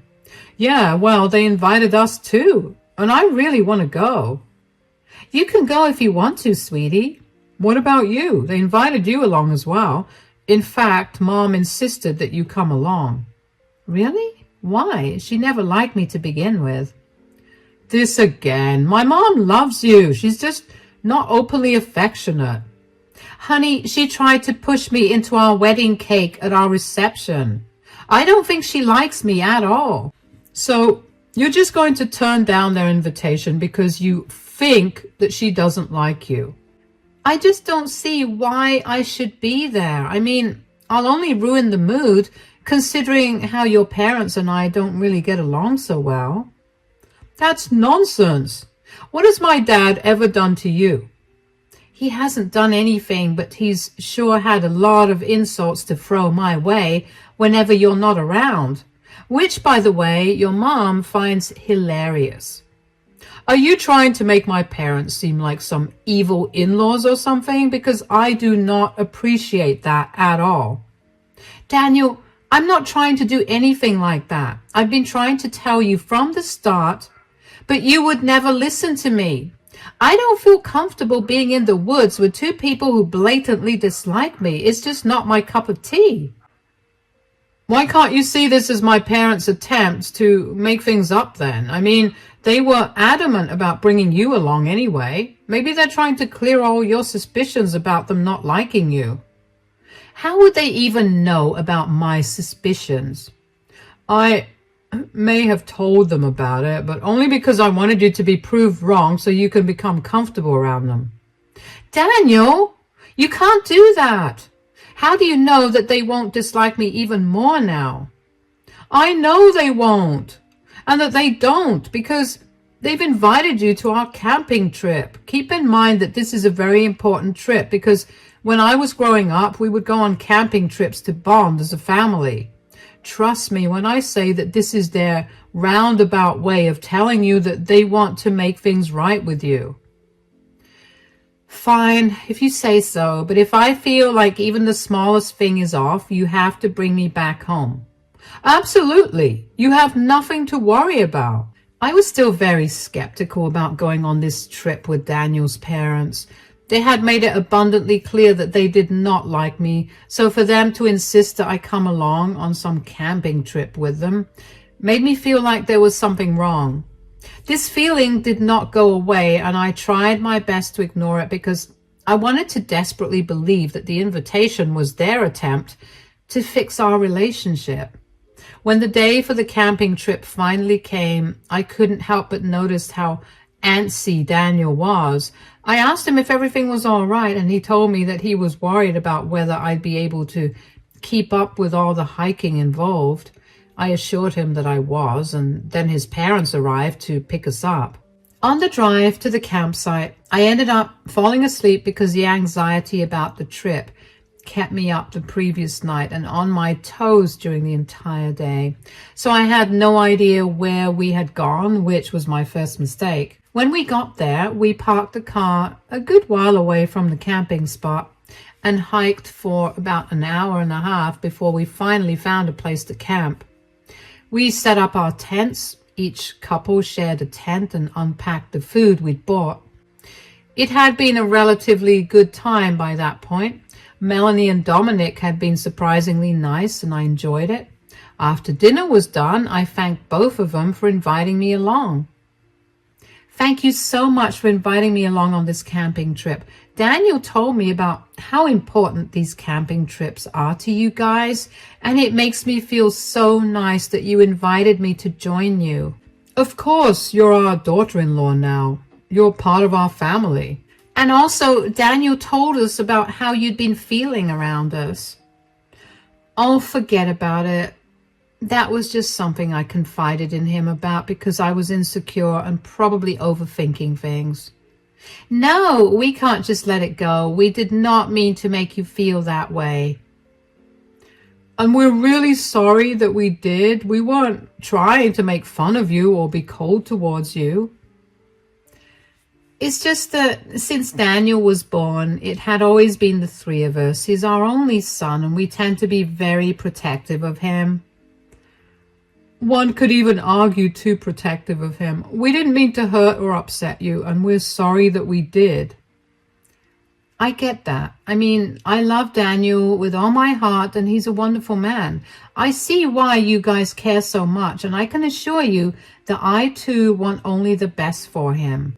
Yeah, she makes me very happy, and there's nothing better that I could have asked for.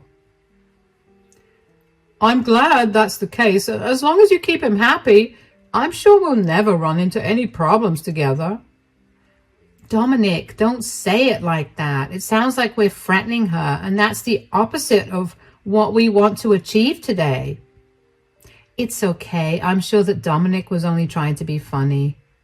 Sure. Anyways, where's the hot chocolate, Melanie?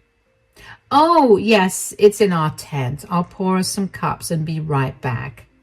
Hot chocolate?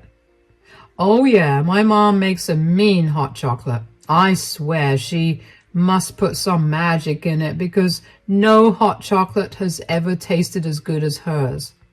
Well, then I'm excited to try it.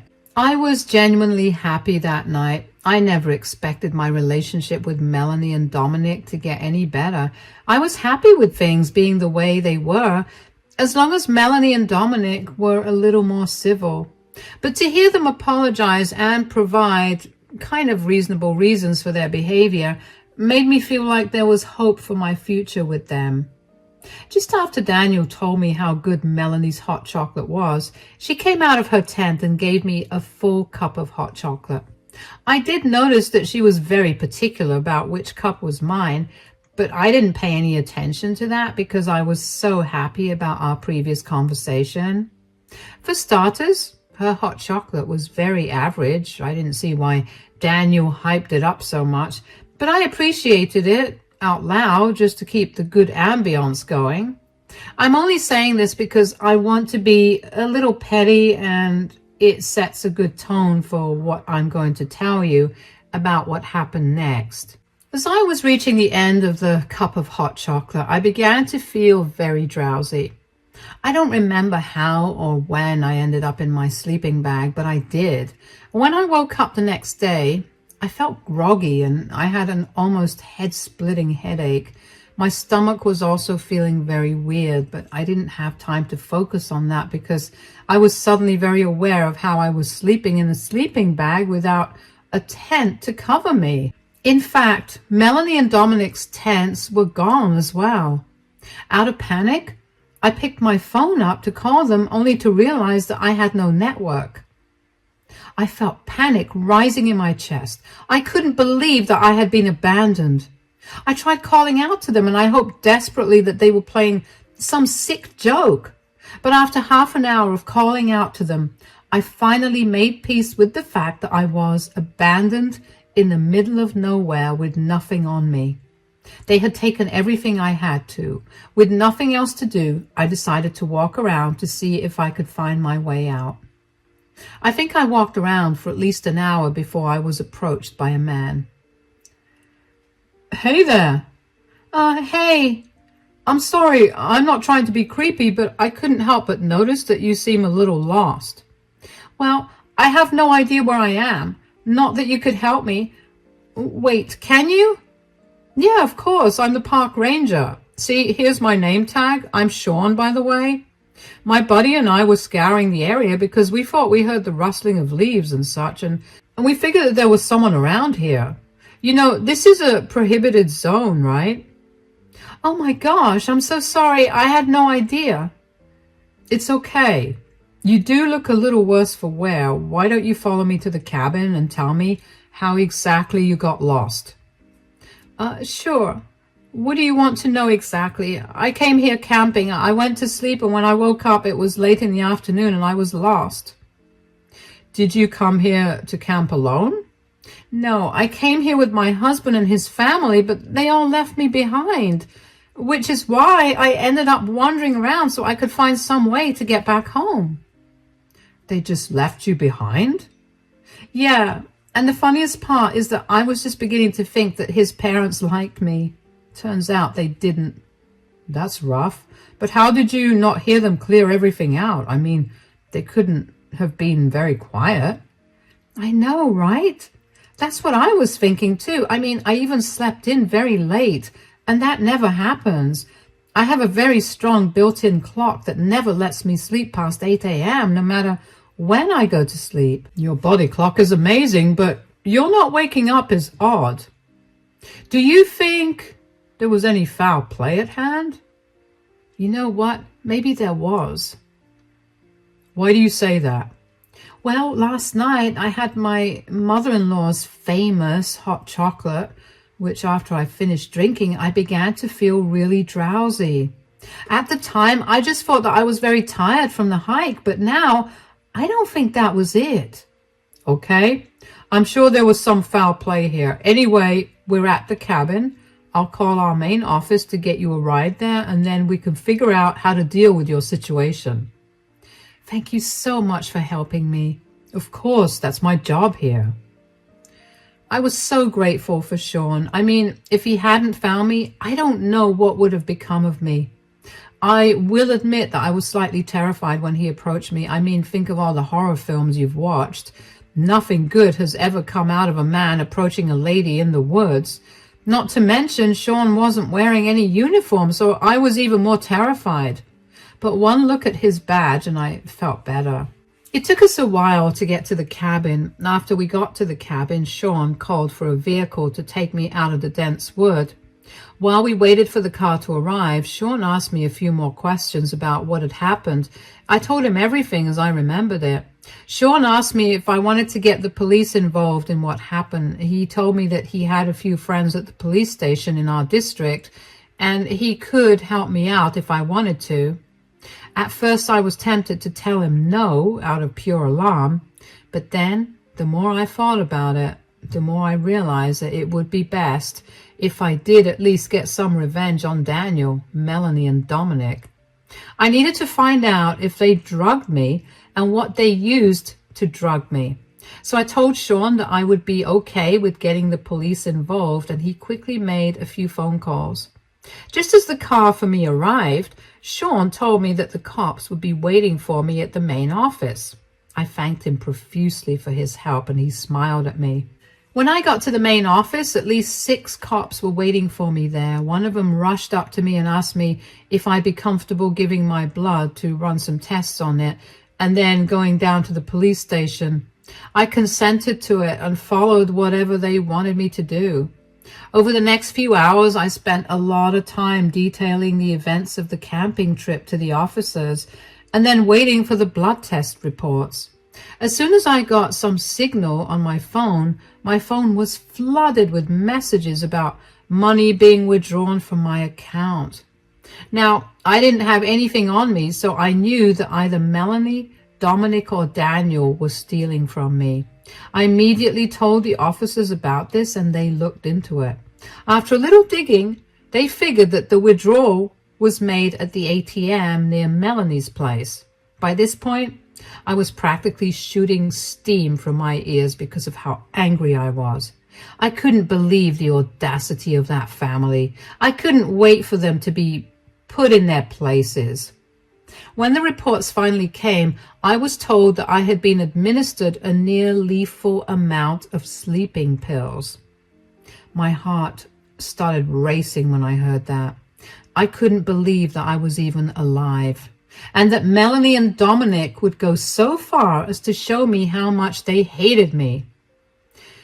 The officers told me that all 3 of them would be charged with drugging and robbery if I wanted to press charges, and you can bet that was what I wanted to do. The officers asked me if I would like to ride along with them, and of course I wanted to. I wanted to be there to see the shock on their faces when they saw how their actions caught up to them. After the officers got a warrant for the arrest of Melanie, Dominic, and Daniel, and a warrant to search their house, we were off. When we finally got there, I walked up to the door and knocked on it. Keep in mind, by this point, it's well past 9 p.m., and not once did I hear anything from the 3 of them. Melanie opened the door and looked shocked to see me with 6 cops standing behind me. Hey, Vanessa, where have you been? We've been worried sick. Save it, Melanie. You guys tried to drug me and rob me. That's not true. Oh, really? Then why did I wake up all alone in the forest with nothing on me except my phone, which I had thankfully kept in my pocket, and you lot didn't seem to check? What? What are you talking about? We tried to wake you up when we were going on a hike in the morning, and you insisted that we go alone. You told us that you'd meet us back home. Are you seriously lying to my face right now? I'm not. And this is a family matter. Why did you involve the cops in this? I had to because I had been drugged and left alone in the woods. Besides, they're here to arrest you guys. Arrest us? Why in the world? Officers? She's always been very unstable, and she's been prone to making up lies to suit her narratives. We've been nothing but kind to her, and she's always tried to pick on us for it. That's a load of lies, and you know it. How can you even prove that we drugged and robbed you? This is unconstitutional. Right here. I have my blood reports which show that I had a near lethal amount of sleeping pills in my system. You could have taken them yourself. How can you prove that we did it? Daniel knows that I don't have any sleeping pills because they mess me up badly, and I feel groggy and restless for the rest of the day. There has never been a time in our entire relationship where I've taken sleeping pills. So, they could have been Daniel's pills that you stole. You don't like nature, and maybe you were trying to fall asleep quicker. I know for a fact that Daniel didn't carry them because I packed our bags for the trip, and he had been home all day, so he could not have gone out and bought them either. So that just leaves you, Melanie, and you, Dominic. We did not do that. As for the robbery, once I managed to get the network on my phone, I got a ton of messages telling me that so-and-so amount of money has been debited from my account. A quick look at where this money had been withdrawn shows me the ATM just a block away from your house.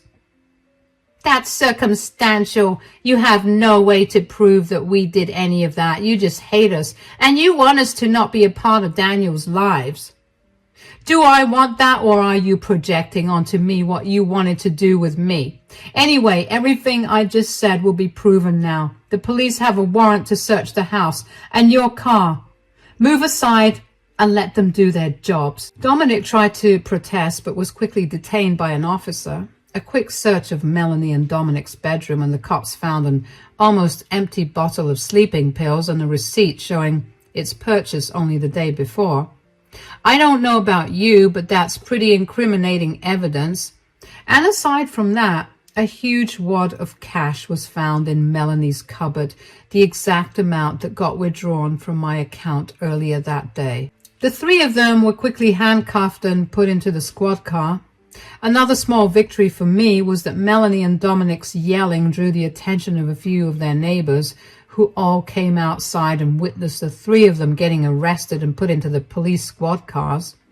I was glad that their good reputation around the neighborhood was going to go to the trash. Thankfully, all of my things were in their house, so I had my keys and wallet safely in my possession pretty quickly. One of the officers escorted me home after the three of them got arrested, and I thanked him a lot for everything he did. When I opened the door to my home, I finally felt all the emotions that I had held myself back from feeling. I pretty much broke down as all the stress and hurt crashed down on me. I couldn't think of a single thing I did to any of them for them to have treated me that way, especially Daniel. My answers did come to me, but only after months of courtroom visits for the trial of Melanie and Dominic. What about Daniel? Well, he turned on his parents and said that he was coerced into doing it. He said that he was only a witness to everything that happened and that he never did anything to aid his parents. There was no evidence to prove otherwise, so Daniel only got a few hours of community to complete. During this entire time, I filed for divorce from Daniel. Right after he got let go by the police, he decided that the first thing he needed to do was come visit me. I saw that he was standing at my door through the security camera and debated opening the door to him. I got too curious, so I ended up opening the door. Hi, Vanessa. What do you want? Look, I just wanted to apologize for everything that my parents did to you. I realize now that you were right about them not liking you. I should have listened to you, and I'm sorry that I didn't. Your apology means nothing to me right now, and don't act like you weren't a part of their entire scheme. I wasn't. They forced me to go along with them. How did they do that? Did they tie you up and take you hostage? Did they drug you too? Did they blackmail you? No, they just told me to follow along without asking any questions. Why did you think it would be a good idea to come here and apologize to me? You clearly didn't care about me. I was gone for almost an entire day, and not once did you try to find me. Just because I didn't try to find you doesn't mean I wasn't worried sick. Right, because being worried sick would have saved me if I had been harmed or hurt. Thank you, Daniel, for taking such good care of me. I know that I hurt you deeply and that I've definitely hurt our relationship, but if you could just give me a chance to prove... Chance? Ha! You're not getting any chances, Daniel. I want nothing to do with you. This is it. The end. You need to leave me alone and never interfere with my life again. But I didn't do anything. It was all my parents doing. Yeah, you didn't do anything, but that's exactly the problem, isn't it? You just stood by and watched as your parents almost killed me and robbed me. You're lucky that you got away without a punishment. You'll be served the divorce papers soon. Goodbye.